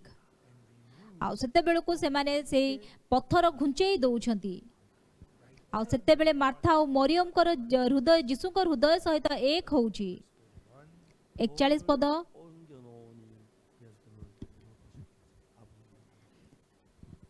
ଆଉ ଯୀଶୁ ଉର୍ଦ୍ଧ୍ୱ ଦୃଷ୍ଟି କରି କହିଲେ, ପିତ ତୁମେ ମୋହର ପ୍ରାର୍ଥନା ଶୁଣିଲ ବୋଲି ମୁଁ ତୁମକୁ ଧନ୍ୟବାଦ ଦେଉଅଛି। 이제 돌을 옮겨 놓으라고 했을 때 When he said to remove the stone, ଆଉ ଯେତେବେଳେ ସେ ପଥର ବାହାର କରିଦେବା ପାଇଁ କହୁଛନ୍ତି ସେତେବେଳେ ଯୀଶୁଙ୍କର ହୃଦୟ ଭିନ୍ନ ଥିଲା ସେମାନଙ୍କ ଠାରୁ। ସେ ମରି ଯାଇଛି, ଗନ୍ଧ ହଉଛି, କଦର୍ଯ୍ୟ ଗନ୍ଧ ହଉଛି, ତାକୁ ବାହାର କଲେ ବି କିଛି ଲାଭ ନାହିଁ, ଖାଲି ଗନ୍ଧ ବାହାରିବ।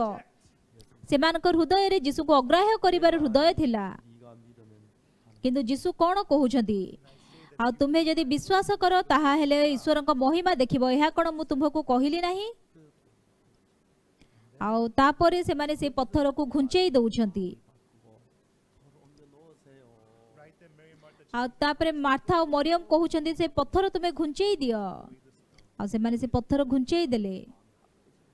ଆଉ ସେତେବେଳକୁ ଯୀଶୁଙ୍କ ସହିତ ତାଙ୍କ ହୃଦୟ ଏକ ହଉଛି। ଆଉ ଯୀଶୁ ତାପରେ ତାଙ୍କୁ କହୁଛନ୍ତି, ଆସନ୍ତୁ ତା ପର ପଦ ଦେଖିବା। 42 ପଦ 41절부터 볼까요? 41 ପଦରୁ ଆମେମାନେ ଦେଖିବା। ଆଉ ଯୀଶୁ ଉର୍ଦ୍ଧ୍ୱ ଦୃଷ୍ଟି କହିଲେ, ପିତ ତୁମେ ମୋହର ପ୍ରାର୍ଥନା ଶୁଣିଲ ବୋଲି ମୁଁ ତୁମକୁ ଧନ୍ୟବାଦ ଦେଉଅଛି। Jesus lifted up his eyes and said, Father, I thank you that thou hast heard me, 항상 내 말은 들으신다. and I knew that thou ଆଉ ତୁମ୍ଭେ ଯେ ସର୍ବଦା ମୋହର ପ୍ରାର୍ଥନା ଶୁଣିଥାଅ ଏହା ମୁଁ ଜାଣିଥିଲି। କିନ୍ତୁ ଯେଉଁ ଲୋକ ସମୂହ ଚତୁର୍ଦିଗରେ ଠିଆ ହୋଇଥାନ୍ତି ସେମାନେ ମୋତେ ପ୍ରେରଣକାରୀ ବୋଲି ସେମାନେ ଯେପରି ବିଶ୍ୱାସ କରିବେ, ଏଥିପାଇଁ ସେମାନଙ୍କ ହେତୁ ମୁଁ ଏହା କହିଲି। one heart. 하나님 ଯୀଶୁ ଆଉ ଈଶ୍ୱର ହଉଛନ୍ତି ଏକ ହୃଦୟ। ଯୀଶୁ ଆଉ ଈଶ୍ୱର ହଉଛନ୍ତି ଏକ। 예수의 말씀을 들으시겠습니다. ଆଉ ସେଥିପାଇଁ କି ଆମେମାନେ ସବୁବେଳେ ଈଶ୍ୱରଙ୍କ ଦ୍ୱାରା ଯୀଶୁଙ୍କର ବାକ୍ୟ ଶୁଣୁଛୁ। 마음과 마리아의 마음이 하나가 되면 ଆଉ ଯେତେବେଳେ ମରିୟମଙ୍କର ହୃଦୟ ଯୀଶୁଙ୍କର ହୃଦୟ ସହିତ ଏକ ହେଇଯିବ, 마르다 속에 역사할 수 있는 ଆଉ ସେତେବେଳକୁ ମାର୍ଥା ମଧ୍ୟରେ ଭିତରେ ମରିୟମ ଭିତରେ ଯୀଶୁଙ୍କର ଶକ୍ତି କାର୍ଯ୍ୟ କରିବ। 사로가 죽었는데 John chapter ଆମମାନେ ଯଦି ଯୋହନ 11 ପର୍ବରେ ଦେଖିବା ତାହେଲେ ଲାଜାର ମରିଯାଇଛି। 그랬고 but Jesus କିନ୍ତୁ ଯୀଶୁ କହୁଛନ୍ତି ସେ ବଞ୍ଚିବ। 여동생들은 안 산다고 and the sister କିନ୍ତୁ ତାଙ୍କ ସାନ ଭଉଣୀ ମାନେ କହୁଛନ୍ତି ସେ ବଞ୍ଚିବନି। 돌문을 안 산다고 생각하니 그는 슬퍼야 했고 they thought he was not ଆଉ ଯେତେବେଳେ ସେ ପଥର ସେମାନେ ବାହାର କରିବା ପାଇଁ ଯାଉଛନ୍ତି ସେଥିପାଇଁ କି ସେମାନେ କାନ୍ଦୁଛନ୍ତି, ଦୁଃଖ କରୁଛନ୍ତି, ଯୀଶୁଙ୍କୁ ଦୋଷ ଦଉଛନ୍ତି। 마르다도 그랬고 ଯିହୁଦୀ ମାନେ ସେମିତି ଥିଲେ, ମାର୍ଥା ଆଉ ମରିୟମ ମଧ୍ୟ ସେମିତି ଥିଲେ, ଯୀଶୁଙ୍କର ଶିଷ୍ୟମାନେ ମଧ୍ୟ ସେମିତି ଥିଲେ। ସେଥିପାଇଁ ଯୀଶୁ ତାଙ୍କ ହୃଦୟରେ କାନ୍ଦୁଛନ୍ତି। rejected Jesus. 예수님 다시 말씀 ଆଉ ଯୀଶୁ ଯେତେବେଳେ ତାଙ୍କ ପାଖକୁ ଆସୁଛନ୍ତି ସେମାନେ ଯୀଶୁଙ୍କୁ ଅଗ୍ରାହ୍ୟ କରୁଛନ୍ତି। ଆଉ ଯୀଶୁ କ'ଣ କହୁଛନ୍ତି? ମୁଁ କ'ଣ ତୁମକୁ କହିଲି ନାହିଁ ଯେ ତୁମେ ଯଦି ବିଶ୍ୱାସ କରିବ ତେବେ ତୁମେ ଈଶ୍ୱରଙ୍କର ମହିମା ଦେଖିବ? ଆଉ ସେତେବେଳେ ସେ ମାର୍ଥା ଆଉ ମରିୟମ ତାଙ୍କର ହୃଦୟରେ ସେ ପଥର ଘୁଞ୍ଚଉଛନ୍ତି। 옮겨놨습니다. 이제 तापरे से माने से पत्थर घुंचेई दउछंती 하나가 되고 So Mary and Martha आ वर्तमान मरियम आ मार्था से माने यीशु को सहित एक हेई जाउछंती between powerful God and Jesus. आ यीशु को यीशु सेतेबेले प्रार्थना करूछंती 항상 내 आ तुम्हे मोहर प्रार्थना सुनु थाओ एहा मु जानिथिली 나오는 것은 किंतु जो लोक समूह चतुर्दिगरे ठिया होई थांती अछंती तुम्हे मते प्रेरण करिअछ बोली सेमाने जेपरि विश्वास करिवे एथि पई सेमानक हेतु मु एहा कहिली आ सेमाने वर्तमान पर्यंत यीशु को विश्वास करू नाहांती Afterwards, what does Jesus say? किंतु तापरे सेमाने यीशु कोन कहउछंती आ यीशु एहा एहा कहि उच्च स्वर रे डाकिले लाजार बाहरी आस 44 पद मृत लोकटी बाहरी आसिले तांको हाथ ओ पाद समाधि वस्त्र रे बंधा होइथिला पुणी तांको मुखरे खंडे गामुछा गुड़ा होइथिला यीशु सेमानकु कहिले एहाकु बंधन फिटाई चली जिबाकु दियो 여러분 신앙이라는 जो आत्मिक जीवन अछि सेटा होछि यीशु को विश्वास करिबा आमे माने किछि करिबा आवश्यक नाही किंतु आमे माने केवल यीशु को विश्वास करि परिबा 말씀하시던 그 말씀 마음에 받아들이면 यीशु जहाँ भी वाक्य कहतु ना कहीं जदि से वाक्य निज हृदय रे ग्रहण करिवे यीशु हृदय सहित आपण हृदय एक हेई जिवो 여기 이런 마음 안에 작용을 해서 आ यीशु हृदय रे जो शक्ति अछि सेही शक्ति आपण हृदय रे कार्य करिवो आ आपण जीवन रे मध्य सेही समान शक्ति प्रकाशित हबो 생활하면 जेतेबेले मो आत्मिक जीवन बंचुछि 참 많은 이야기들이 있습니다. सेठी अनेक गुडे विषय अछि जहा कि यीशु मते कहि अछंती 예수님과 마음을 같이 했을 때 आ से समय रे जेतेबेले यीशु को सहित मोर हृदय मु एक करि थाए यीशु मोर हृदय रे कार्य करिवार मु देखि अछि 굉장히 많은데 I have so many एमिति अनेक गुडे कहानी अछि 1987 मसीहा रे 뇌양으로 굉장히 컸습니다. आ सेते बेले मोर पेट रे अल्सर हेइथिला आ सेति पई मु बहुत भयंकर जंत्रणा पाउथिली मु सेते बेले किछि खाई पारु नथिली काहे कि ना मोर से अल्सर बहुत खराब थिला 먹어도 출사가 납니다. आ खाद्य जदि चोबे चोबे पानी भलिया करिके खाइले भी मु मते झाड़ा होउथिला 체중이 70kg였는데 at that time I weighed सेते बेले मोर ओजन 70 किलो थिला 체중이 석 달 사이에 7kg가 आ सेते बेले 3 मास भितरे मोर ओजन 7 केजी कम हेई गला 한양대학병원에 체령 박사라고 आ हान्यांग मेडिकल हॉस्पिटल रे जे के प्रोफेसर छेरियांग अछती से मते मेडिसिन देले तापरे से मते कहिले पास्टर आपणकर पेटर जो पर्दा अछि सेटा गोटे पानी रे ओदा हे जाइथिबा पेपर परी जदि आपणकर किछि भूल हे जाय ताहले आपणकर पेट फाटी जिवो आ आपण 24 घंटा भितरे मरि जिवे आपण बहुत सतर्क तार सह रहिबा आवश्यक मु किछि मध्ये खाई पारु नथिली आ सेते बेलको प्राय 6 मास कि 3 मास पूर्वरु आमानकर सब कॉन्फ्रेंस माने शेड्यूल करि थांती आ सेति पई अनेक जगह रे मोर शेड्यूल थिला आ जते बेलको मु जाउथिले से कॉन्फ्रेंस करिवा पई कि सेठी खाइबा मो पई बेसी कष्टकर होउथिला आ सेटा होची 1987 मई मास जून मास 대부분 많은 행사 여름에 많은 आ साधारणतः आमानकर अधिकांश इवेंट सब खरा दिन रे हेई थाए आ सेते बेलको आमे माने स्टूडेंट मानक पई कि बहुत गुडे कैंप करि थाउ आ सेटा खरा छुट्टी थाए सेति पई कि अनेक गुडे कार्य आमे माने करू 저는 아침에 주님 앞에 기도를 했어요. आ किंतु गोटे दिन सकाळे मु उठिकी ईश्वरଙ୍କ निकटरे प्रार्थना कली मोर पेट बहुत बिंधुची 몸 가지고 여러분 आ मोर एई पेट नै कि एई थरक समर रे जहा भी इवेंट अछि मु किछि करि परिबिनी आ सेति पई कि मु प्रार्थना करूची तुमे मते सुस्थ करिवो मु एदल प्रार्थना करि सारिली 성경 구절 하나 आ सेते बेले मोर हृदय रे गोटे बाइबल वाक्य मने पड़िला मार्क 11 पर्वर 24 पदरे लेखा जाइथिबा वाक्य एटा मु पूर्वरु बहुत भलो भाबरे जानिथिली 무엇이든지 기도하고 방언 받은 Therefore I ଆଉ ସେଠି କ'ଣ ଲେଖାଯାଇଛି? ତୁମେ ମାନେ ପ୍ରାର୍ଥନାରେ ଯାହା ଯାହା ମାଗୁଅଛ ବିଶ୍ୱାସ କର ତାହା ପାଇଅଛ ଏବଂ ତାହା ପାଇବ ବୋଲି। ତୁମେ ପ୍ରାର୍ଥନା କରୁଛ, ଖାଲି ପ୍ରାର୍ଥନା କରିବା ଦ୍ୱାରା ଶେଷ କରନି, କିନ୍ତୁ ପରମେଶ୍ୱର ଏହି ପ୍ରାର୍ଥନାର ଉତ୍ତର ଦେବେ ବୋଲି ବିଶ୍ୱାସ କରନ୍ତୁ। ଆଉ ବିଶ୍ୱାସ କରନ୍ତୁ ଆପଣ ତାହା ପାଇଅଛନ୍ତି। 내가 낳게 주시기 바랍니다. ଆମର ପେଟ ସେତେବେଳକୁ ଭଲ ସୁସ୍ଥ ହେଇନଥିଲା, କିନ୍ତୁ ମୁଁ ପ୍ରାର୍ଥନା କଲି ମୋର ପେଟ ସୁସ୍ଥ କରିଦେବା ପାଇଁ। ଯଦି ସେ ପ୍ରାର୍ଥନାର ଉତ୍ତର ମୁଁ ପାଉଛି 낳고 난 ଆଉ ତାହେଲେ ମୁଁ ସୁସ୍ଥ ହେଇ ସାରିଛି। 뒤죠. ଆଉ ସୁସ୍ଥ ହେଲା ପରେ ବିଶ୍ୱାସ କରିବା, ସମସ୍ତେ ବିଶ୍ୱାସ କରିପାରିବେ। 따라 일할 테니까 ଆଉ କିନ୍ତୁ ବିଶ୍ୱାସ ଅନୁସାରେ ଈଶ୍ୱର ଆମମାନଙ୍କ ଠାରେ କାର୍ଯ୍ୟ କରିବେ। ସେଥିପାଇଁ ଈଶ୍ୱର କହୁଛନ୍ତି ତୁମେ ବିଶ୍ୱାସ କର, ଆଉ ସେଇ ଅନୁସାରେ ତାହା ହବ। ଏଇଟା ବହୁତ ସହଜ ଥିଲା। 나았다고 믿으면 되겠는데 기도하고 나았다고 믿으면 ହଁ, ତାହେଲେ ମୁଁ ଯଦି ଖାଲି ବିଶ୍ୱାସ କରିବି ଯେ ମୁଁ ସୁସ୍ଥ ହେଇ ସାରିଛି, ତାହେଲେ ମୁଁ ସୁସ୍ଥ ହେଇ ସାରିଛି। ମୁଁ ବାଇବଲ ପଢି ସାରିକି ପୁଣି ପ୍ରାର୍ଥନା କଲି, ପରମେଶ୍ୱର ତୁମେ ମୋତେ ସୁସ୍ଥ କର। 할수 없을 ମୋର ଏଇ ପେଟ ଦ୍ୱାରା ମୁଁ ଏଇଥରକ ସମରର କିଛି ଇଭେଣ୍ଟ କରିପାରିବିନି। ଆଉ ତାପରେ ମୁଁ ବିଶ୍ୱାସ କଲି ମୁଁ ସୁସ୍ଥ ହେଇଛି। ଧନ୍ୟବାଦ ଈଶ୍ୱର, ମୁଁ ସୁସ୍ଥ ହେଇଛି। କିନ୍ତୁ ଗୋଟେ ସମସ୍ୟା ଘଟିଲା। ଆଉ ମୋତେ ସକାଳେ ଖାଇବାର ଥିଲା ବ୍ରେକଫାଷ୍ଟ। ଆଉ ଯେତେବେଳେ ମୋର ପେଟ କାଟୁଥିଲା 3 ମାସ ଧରିକି, 물건 죽에다가 ଆଉ ସେତେବେଳେ ପାଣି ଯାଉ କରିଦଉଥିଲେ ମୋ ସ୍ତ୍ରୀ ମୋ ପାଇଁ। ଆଉ ବହୁତ ସରଳ ଖାଦ୍ୟ ମୋତେ ସେ ଦଉଥିଲେ ଖାଇବା ପାଇଁ। ଆଉ ଅନ୍ୟମାନେ ବହୁତ ବଢିଆରେ ଭଲ ଭଲ ଖାଦ୍ୟ ସବୁ ଖାଉଥିଲେ।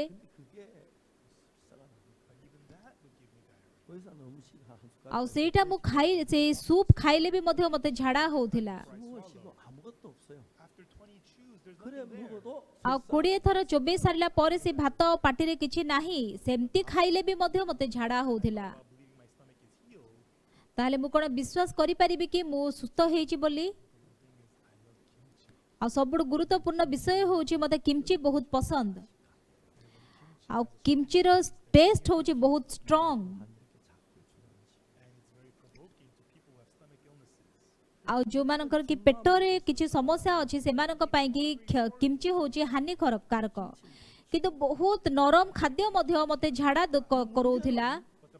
ଆଉ କିନ୍ତୁ ସମସ୍ୟା କ'ଣ? 아프니까 김치를 못 먹지.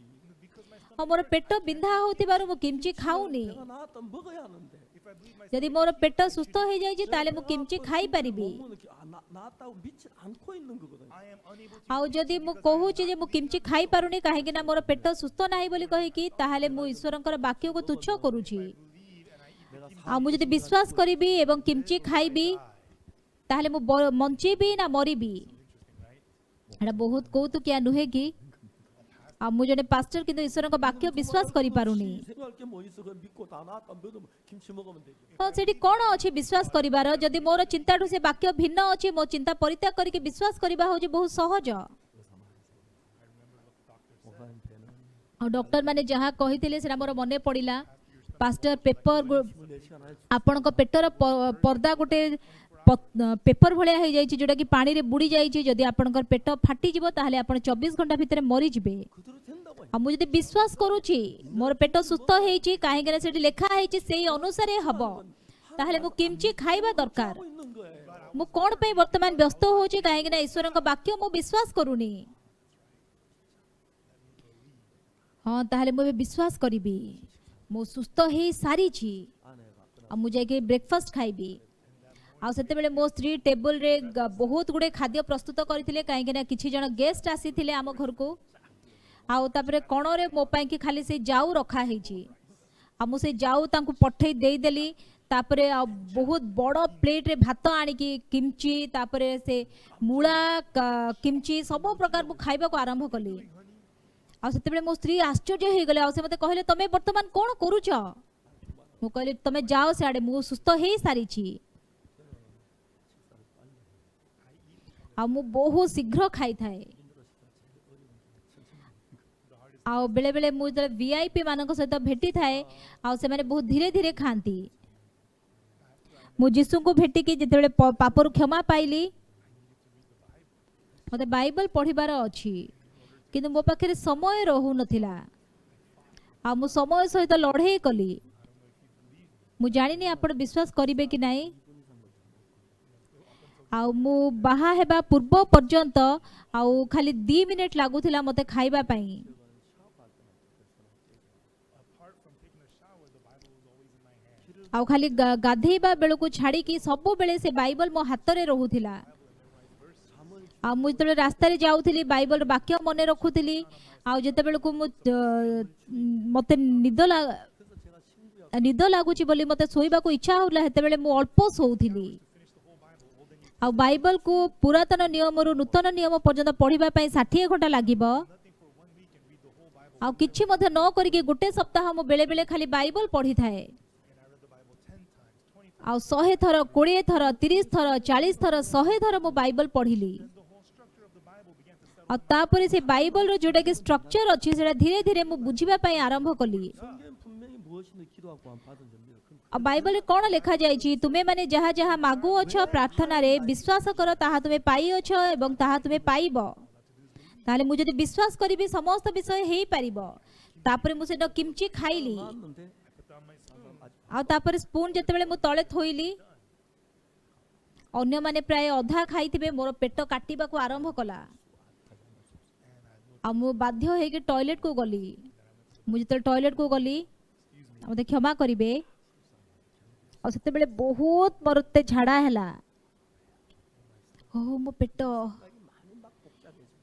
सेते बेले मोर चिंता पूरा द्वंद्व जनक हे गला 배가 터질 수 있어 죽었는지 몰라 आ तोर पेट एते काटुची तोर पाखे केमिति विश्वास अछि जे तू कहू जो तू खाइले तू खाई परिबू But then another thought came to me. आउ गोटे किंतु चिंता मो पाखको आसिला परमेश्वर जानि छथि मते आ परमेश्वर कहू छथि जदि मु विश्वास करिबे ताहाले मु सुस्थ होई अछि तबे मु विश्वास करूछि If it's healed, it's not supposed to hurt. आ तबे शैतान आसी के कहिला मते पुणी तोर पेट ताहाले कोन बिंधा होनी कि बिंधा होउछि ना तू सुस्थ हेइजो तू सुस्थ हेइजो सुस्थ हेइजो सुस्थ हेइनु मोर सतरे सुस्थ हेइनी मु विश्वास कली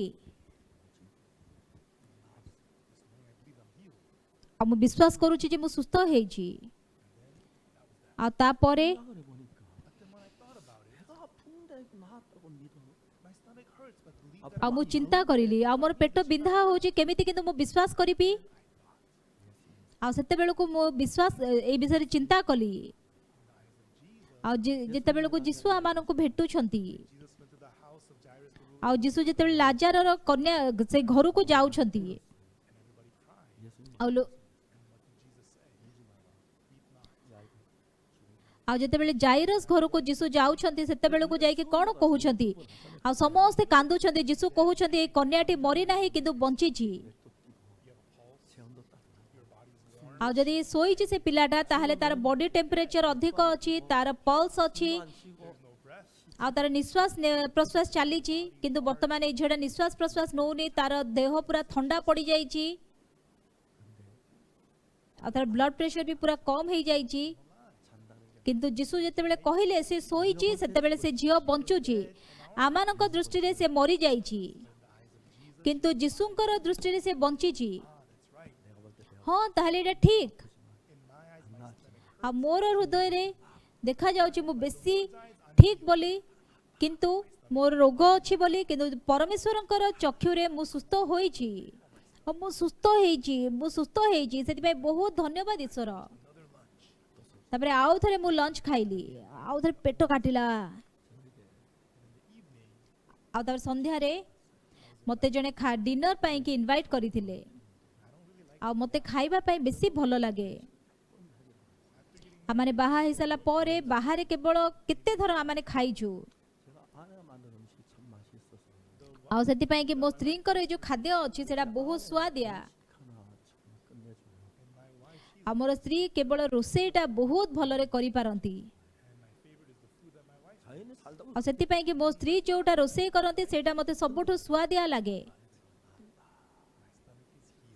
आ मो पेट सुस्थ हेई छी मु सुस्थ हेई सारी छी 호텔에 제가 저녁을 आ से दिन संध्या बेले जेते बेले आमाने होटल को गलु 호텔이 호텔이 최고라고 ଆଉ सोल रो जोटा कि होटल हायट अछि से होटल हायट रो जोटा कि बुफे अछि सेटा बहुत भलो बुफे 배가 아프니까 춤만 좀 먹고 말아야지. मु रेस्टोरेंट भितर को गली आ भाबिली हाँ मोर तो पेट बहुत बिंधा होची मु आज अल्प खाली खाइबी आ किंतु सेते बेले मोर हठात मने पड़िला नाई मोर पेट सुस्थ हेई सारिछि आ मु पेट भर्ती करिके खाइली आ किंतु सेदिन मते आ डायरिया हेलानी मु घर को आसिली आ तारे मु सोइली आ ता आरो दिन सकाळे जेते बेले मु उठिली ठीक 24 घंटा भितरे आ बहुत स्पष्ट भाबरे मोर पेट भलो हे गला आ ता पूर्वरु मोर पेट बहुत खराब थिला सेति पई कि मु राग जिंस खाई पारु नथिली सेति बहुत प्रकार घटना एमिति अछि 지금 뭐든 आ मु केतो सेमति खट्टा जिंस खाई पारु नथिली किंतु 1987 मसिहारु वर्तमान पर्यंत मोर हृदय रे से वाक्य मो विश्वास करी अछि आ वर्तमान believing because you understand.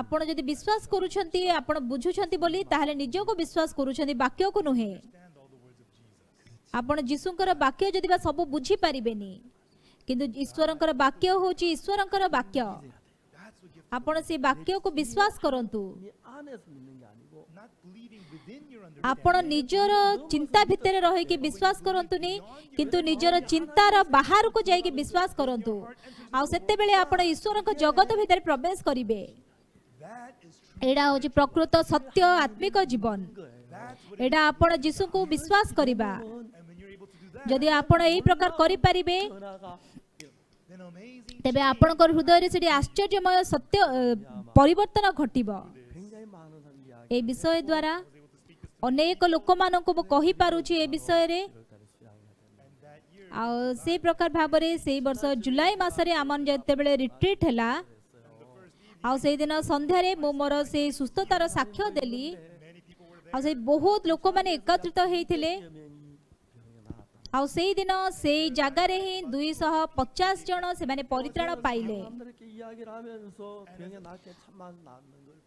And as I shared आ जेते बेले अन्य लोक मानक विषय रे मु देखुछि 자, 여러 अनेक लोक माने से साक्ष्य सुनि कि सुस्थ होउछंती accepting the words of Jesus because आ यीशुंकर वाक्य ग्रहण करिकि आमानकर चिंता अनुसार जदि आमाने चालुछु Jesus, that's believing. ताहाले आपण यीशु को विश्वास करू नाहंती किंतु निजर चिंता अनुसार चालिछंती 있는 게 그게 जदि बा यीशुंकर चिंता आपणकर चिंता ठारू भिन्न ताहाले मध्य ईश्वरंकर वाक्य ग्रहण करिबा होची उचित 참 많은 사람들이 신앙 문제 얘기하면서 अनेक लोक माने अछंती जो माने कि निजर आत्मिक जीवन समस्या विषय कहउछंती से माने पाप विषय कहउछंती 여러 번 했는데 I talked about this many times. 2010에 आ जेतेबेले बारंबार मु एई विषय आपण मानको कहि अछि I met President John Atta, 2012 मसिहारे मु घानार प्रेसिडेंट जॉन एटमिल्स को भेटिथिली zealous churchgoer.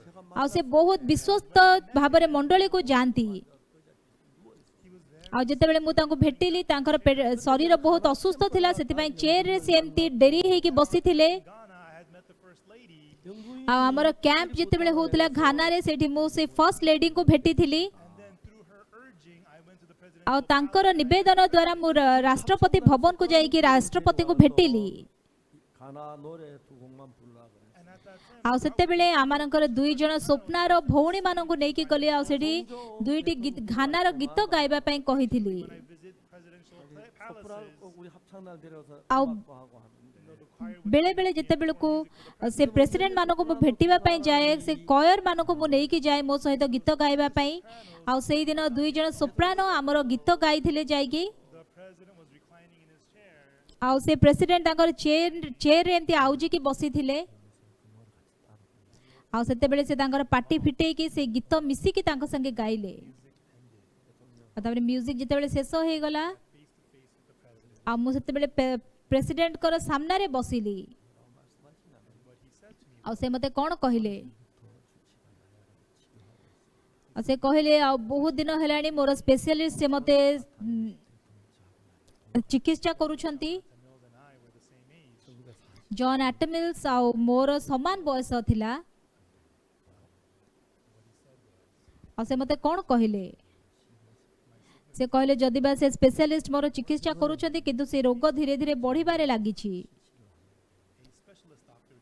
ଆଉ ଜଣେ ସ୍ପେଶାଲିଷ୍ଟ ଆସିକି ତାଙ୍କର ଚିକିତ୍ସା କରୁଥିଲେ କିନ୍ତୁ ସେ କିଛି ମଧ୍ୟ ଭଲ ଫଳ ପ୍ରତିଫଳ ପାଇ ପାରୁନାହାନ୍ତି। I got up and I thought, ଆଉ ସେଦିନ ସକାଳେ ମୁଁ ଉଠିକି ଚିନ୍ତା କଲି ଆଉ ମୁଁ ବୋଧେ ଲାଗୁନି ମୁଁ 5 ଦିନଠୁ ଅଧିକ ବଞ୍ଚିବି ବୋଲି। ଆଉ ସେ ପ୍ରେସିଡେଣ୍ଟ ମୃତ୍ୟୁ ସମ୍ମୁଖରେ ଠିଆ ହେଇଥିଲେ ଆଉ ତାପରେ ସେ ମୋତେ ଏ ପ୍ରକାର ବିଷୟ କହିଲେ ଆଉ ମୁଁ ଘାନାରେ ଜଣେ ବହୁତ ଭଲ ବିଶ୍ୱାସୀ ବୋଲି ମୋତେ ଲୋକମାନେ ଗ୍ରହଣ କରନ୍ତି। ଆଉ ସେ ଜନ୍ ଆଟମେଲ୍ସ ପ୍ରେସିଡେଣ୍ଟ ସେ ସବୁବେଳେ ସର୍ଭିସକୁ ଯାଆନ୍ତି, ସଣ୍ଡେ ସର୍ଭିସକୁ। ଆଉ ଘାନାର ଲୋକମାନେ ତାଙ୍କୁ ବହୁତ ପସନ୍ଦ କରୁଥିଲେ କିନ୍ତୁ ଯେତେବେଳେ ସେ ପ୍ରେସିଡେଣ୍ଟ ମୃତ୍ୟୁ ସମ୍ମୁଖରେ ଠିଆ ହେଇଛନ୍ତି ଆଉ ସେ କ'ଣ ସେତେବେଳକୁ ଭାବୁଛନ୍ତି ଆଉ ମୁଁ ଯେତେବେଳେ ଈଶ୍ୱରଙ୍କ ସମ୍ମୁଖରେ ଠିଆ ହେବି ମରିଗଲା ପରେ ମୋର ପାପ ଅଛି, ମୁଁ ସେ ପାପରୁ କେମିତି କ୍ଷମା ପାଇବି? 그럼 내가 과연 하늘나라에 갈 수 있을까? ଆଉ ଯଦି ମୋର ପାପ କ୍ଷମା ହେଇନି ତାହେଲେ କ'ଣ ମୁଁ ସ୍ୱର୍ଗକୁ ଯାଇପାରିବି କି? ଆଉ ସେତେବେଳେ ସେ ତାଙ୍କ ନିଜ ବିଷୟରେ ସବୁ ବିଷୟ ମୋତେ କହିଲେ।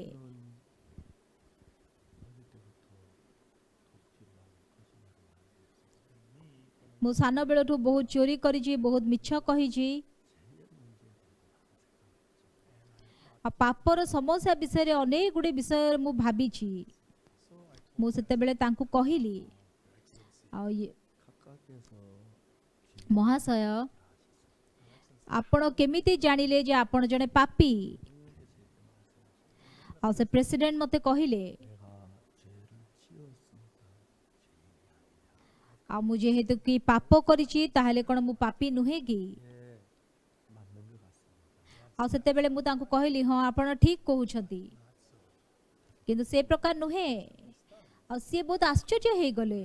ଆଉ 어느 ମହାଶୟ 죄를 지은 죄인은 자기 죄를 ଆଉ କୋଉ ଦେଶର ଏମିତି ଅପରାଧୀ ଅଛି ଆଉ ଏମିତି ନିୟମ ଅଛି ଯୋଉ ଦେଶରେ କି ସେମାନେ ନିଜେ ଅପରାଧ କରିକି ନିଜେ ଅପରାଧର ଦଣ୍ଡ ମଧ୍ୟ ଭୋଗ କରିବା ନିଜେ ନିର୍ଣ୍ଣୟ ନେବେ। go to jail for 3 years, I'll be back. They don't ଆଉ ମୁଁ ଏବେ 3 ବର୍ଷ ପାଇଁ ଜେଲ ଯାଉଛି ତାପରେ ମୁଁ ବାହାରି ଆସିବି, ଏମିତି କୋଉ ବି ମଧ୍ୟ ଲୋକ କୁହେନି। sin is judged by the judge. ଆଉ ପାପ ସବୁବେଳେ ପାପୀ ଦ୍ୱାରା ହିଁ You should not judge your own sin. ବିଚାର କରାଯାଇ ପାରିବନି। ସେଥିପାଇଁ ଆପଣ କେବେ ମଧ୍ୟ ସେ ନିଜର ପାପକୁ ବିଚାର କରିପାରିବେନି। 하나님께서 재판장 된 하나님께서 각하의 죄를 심판하는 판결문입니다. ଆଉ ସେତେବେଳକୁ ସେ କହିଲେ ଆଉ ମହାଶୟ ଆପଣ ଜାଣିଛନ୍ତି କି ଯୀଶୁ ଆପଣଙ୍କର ବିଚାର ବିଷୟରେ କ'ଣ କହନ୍ତି? ପରମେଶ୍ୱର କେମିତି ଆପଣଙ୍କ ପାପ ବିଚାର କରନ୍ତି? President was stunned. ଆଉ ସେ ପ୍ରେସିଡେଣ୍ଟ ବହୁତ ଆଶ୍ଚର୍ଯ୍ୟ ହେଇଗଲେ। Judgment statement? Yes, Your Excellency.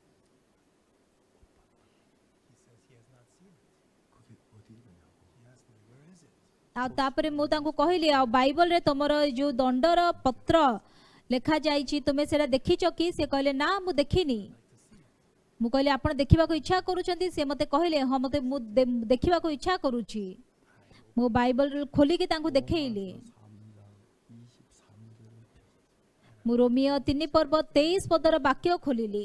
모든 사람이 죄를 범하였으니 하나님의 ସମସ୍ତେ ତ ପାପ କରିଅଛନ୍ତି ଏବଂ ଈଶ୍ୱରଙ୍କ ଗୌରବ ରହିତ ହୋଇଅଛନ୍ତି।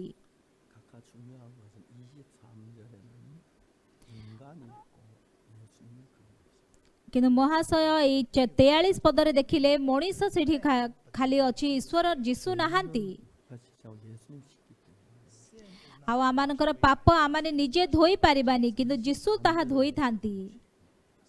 23 ପଦରେ ଦେଖିଲେ ମୁଁ ହଉଛି ପାପୀ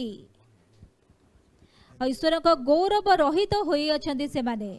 각각 24절을 보십시오. But Excellency, କିନ୍ତୁ ଆସନ୍ତୁ ଆମେମାନେ 24 ପଦ ଦେଖିବା। in verse 20, 24 ପଦରେ 또 예수 안는 구속으로 말미암아 ଆଉ ଖ୍ରୀଷ୍ଟ ଯୀଶୁଙ୍କ ଠାରେ ଯେଉଁ ମୁକ୍ତି ଅଛି ତଦ୍ୱାରା ବିନା ମୂଲ୍ୟରେ ଆମ୍ଭେମାନେ ଧାର୍ମିକ ଗଣିତ ହୋଇଅଛୁ। through the redemption that is in Christ Jesus. 각각 이것이 하나님 판결문입니다. Your Excellency, this is ମୁଁ God's ସେତେବେଳେ ତାଙ୍କୁ judgment କହିଲି ପ୍ରେସିଡେଣ୍ଟ ଏଇଟା ହେଉଛି ଆପଣଙ୍କର ବିଚାର ପତ୍ର, sinned. 근데 예수 ଆପଣ ଦେଖି ଅଛନ୍ତି କିନ୍ତୁ He has redeemed you. 대신에 ସିଏ ଆପଣଙ୍କୁ ଉଦ୍ଧାର କରିଛନ୍ତି, ସିଏ ଆପଣଙ୍କ ନିମନ୍ତେ ମୃତ୍ୟୁଭୋଗ କଲେ 답을 받 받으셨습니다. and he was punished ଆମମାନଙ୍କ for every ପାଖରେ single one of କିଛି his ମଧ୍ୟ ନ ଛାଡ଼ିକି ସମସ୍ତ ପାପର ଭାର ସେ ବହନ କଲେ। grace, freely, 아무것도 안 했는데 without you doing anything at all. 하나님 의롭다고 God, ଆମେ ମଧ୍ୟ କିଛି ବି ନ କରିକି ପରମେଶ୍ୱର ଆମମାନଙ୍କୁ ତୁମେ ଧାର୍ମିକ ବୋଲି କହିକି କହୁଛନ୍ତି। 죄인이라고 생각하시죠. ଆଉ ସେତେବେଳେ ମୁଁ ତାଙ୍କୁ ପଚାରିଲି ମହାଶୟ ଏବେ ଆପଣ ନିଜକୁ ପାପୀ ବୋଲି ଭାବୁଛନ୍ତି କିନ୍ତୁ ଈଶ୍ୱର ଆପଣଙ୍କୁ କ'ଣ କୁହନ୍ତି? ଈଶ୍ୱର ଆପଣଙ୍କୁ ଧାର୍ମିକ କହିଅଛନ୍ତି। 각하고 의롭다고 하셨고 God is telling you, ପରମେଶ୍ୱର ଯଦି ସେ ମହାଶୟଙ୍କୁ ଧାର୍ମିକ ବୋଲି କହୁଛନ୍ତି କିନ୍ତୁ ଆପଣ କହୁଛନ୍ତି ମୁଁ ପାପୀ, ତାହେଲେ ଆପଣ ଈଶ୍ୱରଙ୍କୁ କ'ଣ ବିଶ୍ୱାସ କରୁଛନ୍ତି କି? ଯଦି ଆପଣ ଈଶ୍ୱରକୁ ବିଶ୍ୱାସ କରନ୍ତି, ଯଦି ପରମେଶ୍ୱର ଆପଣଙ୍କୁ ପବିତ୍ର କହୁଛନ୍ତି ତାହେଲେ ଆପଣ କହିବେ ମୁଁ ଧାର୍ମିକ।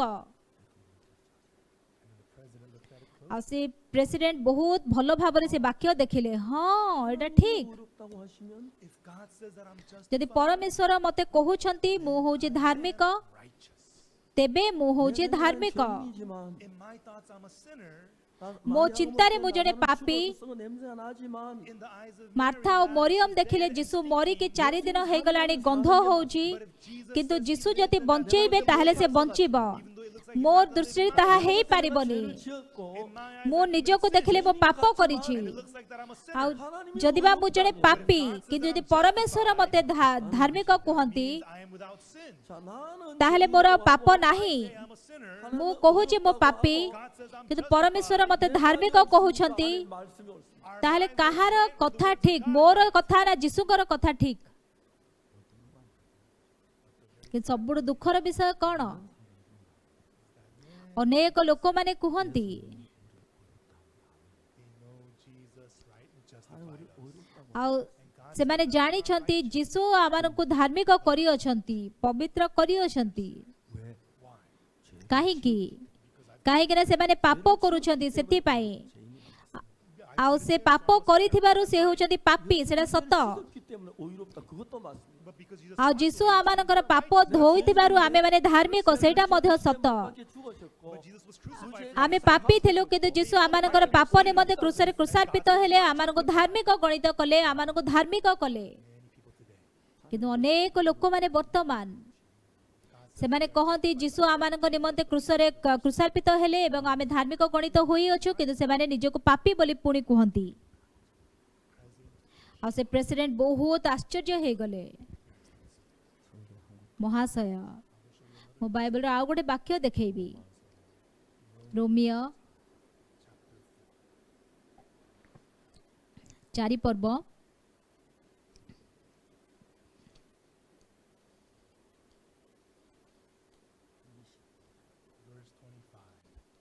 25 ପଦ।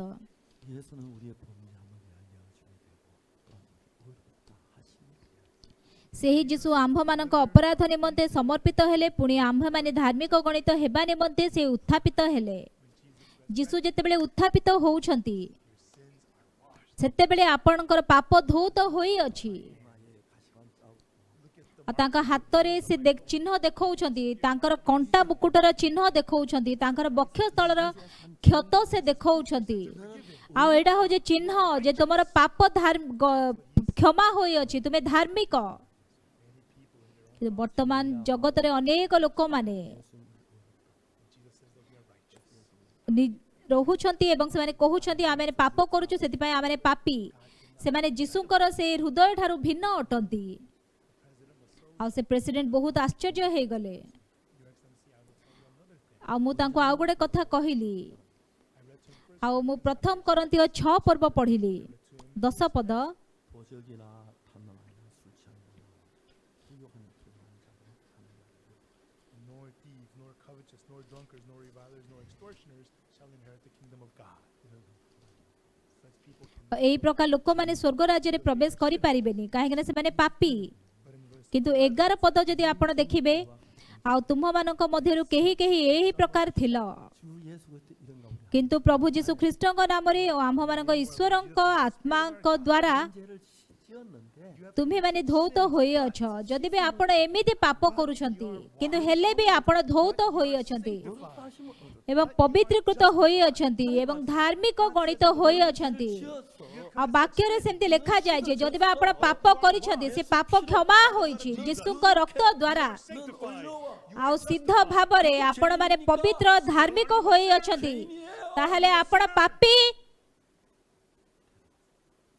ଉତ୍ତର ଦିଅନ୍ତୁ 여러분 하나님 ଆପଣ ମାନେ ପରମେଶ୍ୱରଙ୍କ ବାକ୍ୟ ସମ୍ମୁଖରେ ବର୍ତ୍ତମାନ ଅଛନ୍ତି 하늘이 ଆପଣ କାହାକୁ ଅନୁସରଣ କରୁଛନ୍ତି ଯଦି ଯୀଶୁ କ୍ରୁଶରେ କ୍ରୁଶାର୍ପିତ ହେଲେ ଯଦି ଆପଣ ତଥାପି ବି ପାପୀ ତାହେଲେ ତାର ଅର୍ଥ ହେଉଛି ଯୀଶୁଙ୍କର କ୍ରୁଶ ବିଫଳ ହୋଇଅଛି ଯୀଶୁଙ୍କ କ୍ରୁଶ କେବେ ବିଫଳ ହେଇନି ଆଉ ଯୀଶୁଙ୍କର କ୍ରୁଶର ରକ୍ତ ଆମମାନଙ୍କର ପାପ ହିମ ପରି ଶୁକ୍ଳ କରି ଧୌତ କରିଅଛି ଯଦି ଆପଣ ନିଜର ଚିନ୍ତା ପରିତ୍ୟାଗ କରିକି ଆପଣ ମର୍ଡର କରିଥାନ୍ତୁ ଚୋରି କରିଥାନ୍ତୁ ଆପଣ ବ୍ୟଭିଚାର କରିଥାନ୍ତୁ ଆପଣଙ୍କର ପାପର ସମସ୍ତ ଭାର ସେ ବହନ କରିଅଛନ୍ତି କ୍ରୁଶରେ ଆପଣଙ୍କର ପାପର ସମାଧାନ ସେ କରିଅଛନ୍ତି କ୍ରୁଶରେ ସେ ଆମମାନଙ୍କର ପାପକୁ ଧୌତ କରିଅଛନ୍ତି ସେ ଆମକୁ ଧାର୍ମିକ କରିଅଛନ୍ତି ତେବେ ଆପଣ କାହାକୁ ବିଶ୍ୱାସ କରିବେ ବାକ୍ୟକୁ ବିଶ୍ୱାସ କରିବେ ନା ନିଜର ଚିନ୍ତାକୁ ବିଶ୍ୱାସ କରିବେ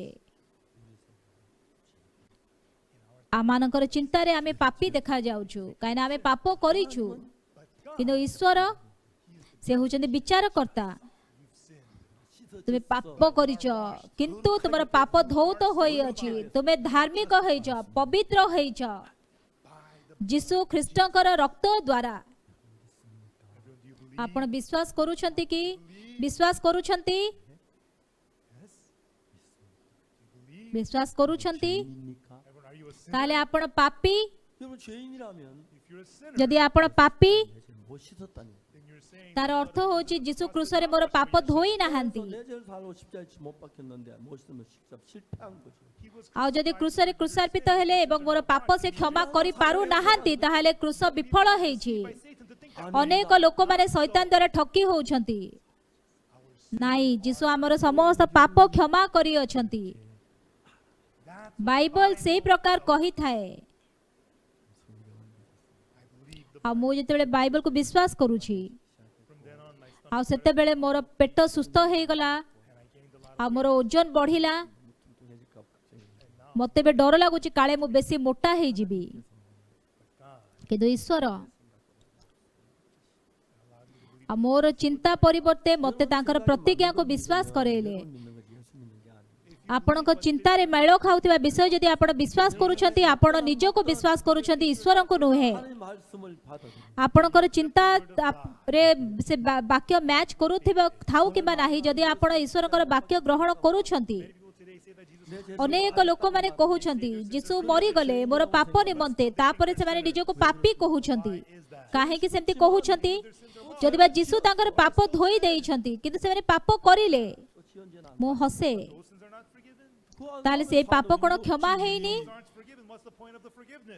ଯଦି ଏଇ ପାପ କ୍ଷମା ହେଇନି ତାହେଲେ ପାପ କ୍ଷମାର ଅର୍ଥ କ'ଣ 몸 눈처럼 이게 씻으시고 କିନ୍ତୁ ଯୀଶୁ ଆମମାନଙ୍କର ସମସ୍ତ ପାପ ହିମ ପରି ଶୁକ୍ଳ କରି ଧୌତ କରିଅଛନ୍ତି ଏବଂ ତାଙ୍କର ରକ୍ତ ଆମ ନିମନ୍ତେ ଢାଳିଲେ ଏବଂ ସେ ପୁନରୁତ୍ଥିତ ହେଲେ 창자옥 가시관 자옥 그것에서 내가 네 죄를 이렇게 해서 네 모든 ଏବଂ ତାଙ୍କର ହାତରେ ଥିବା ସେ କଣ୍ଟା ବିଧର ଚିହ୍ନ ତାଙ୍କର ମଥାରେ ଥିବା ସେଇ କଣ୍ଟା ମୁକୁଟର ଚିହ୍ନ ତାଙ୍କ ବକ୍ଷସ୍ଥଳରେ ଥିବା ଚିହ୍ନ ଦ୍ୱାରା ସେ ଦେଖାଉଛନ୍ତି ଯେ ମୁଁ ତୁମର ସମସ୍ତ ପାପ କ୍ଷମା କରିଅଛି 죄까지 지불된 걸 믿어야 하는 거예요.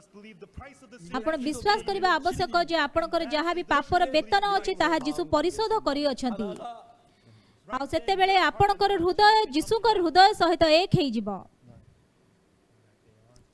ଆଉ ସେଇ ଦିନଠାରୁ ଯୀଶୁ ମୋର ଜୀବନରେ ଅନେକ ଗୁଡ଼ିଏ କାର୍ଯ୍ୟ କରିଅଛନ୍ତି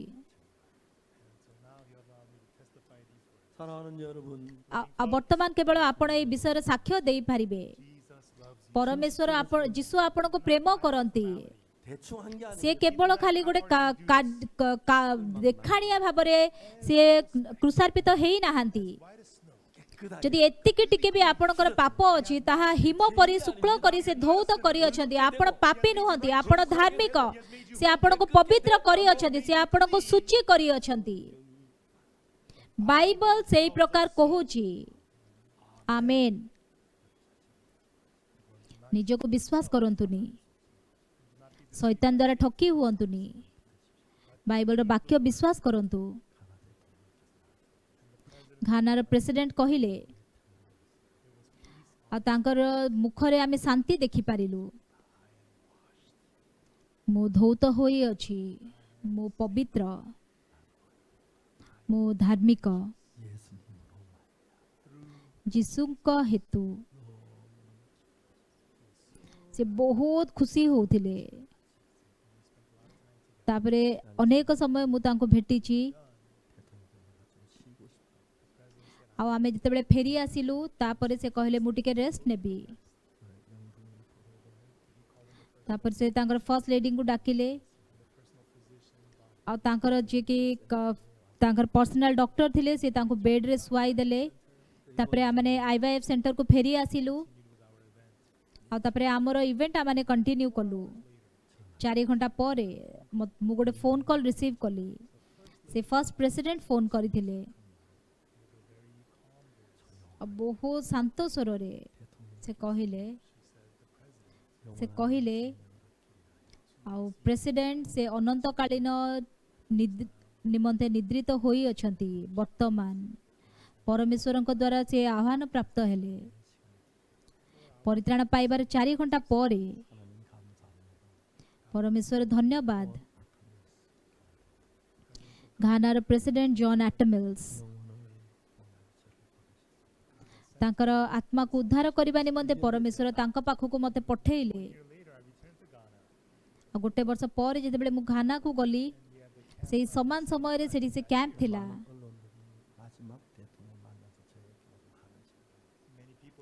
आ सेठी मीडिया रु अनेक लोक माने आसी के अनेक प्रश्न पचारुथिले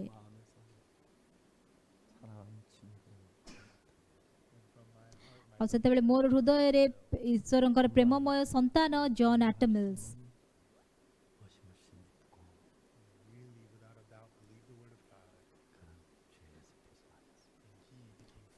आ से जेतेबेले वाक्य विश्वास कले से तांको पापरु मुक्त होउछंती सेति पई कि आपण मानकर हृदय रे जहा किछि भी वाक्य ठारू भिन्न चिंता अछि ताहा परित्याग करंतु एवं ईश्वरंकर वाक्य को विश्वास करंतु जिसु आमानकर पाप निमंते जगत को आसिले आ क्रूसरे से क्रूसार्पित हेले एवं आमानकर किछि मध्ये पाप से बाकी रखि नाहंती आ सिद्ध भाबरे परिष्कार भाबरे आ हिम परि शुक्ल करी आ शैतान आपण मानकु कहिबो तोर तू अबॉर्शन करिछु तोर पाप अछि तू मिछ कहूछु तू चोरी करिछु तू दुष्ट तू पापी से विषय द्वारा ठकी हुअंतुनी आ परमेश्वर जे के विचार करता सी आपण मानकु धार्मिक कहू अछंती जीसु केबे मध्ये पापी को धार्मिक कहिबेनी हमें पूर्वरु जने पापी थिलु किंतु जीसु आमानकु धौत करी अछंती सेति पई से आमानकु धार्मिक कहूछंती पापी को से केबे धार्मिक बोली कहिबेनी आउ से आमानकर समस्त पापर भार क्रूसरे बहन कले आउ सेथि पई कि आ किछि मध्ये बाकी न छाडी के आमानकर समस्त पाप से क्षमा करी अछंती आमेन आमेन विश्वास करूछंती आमेन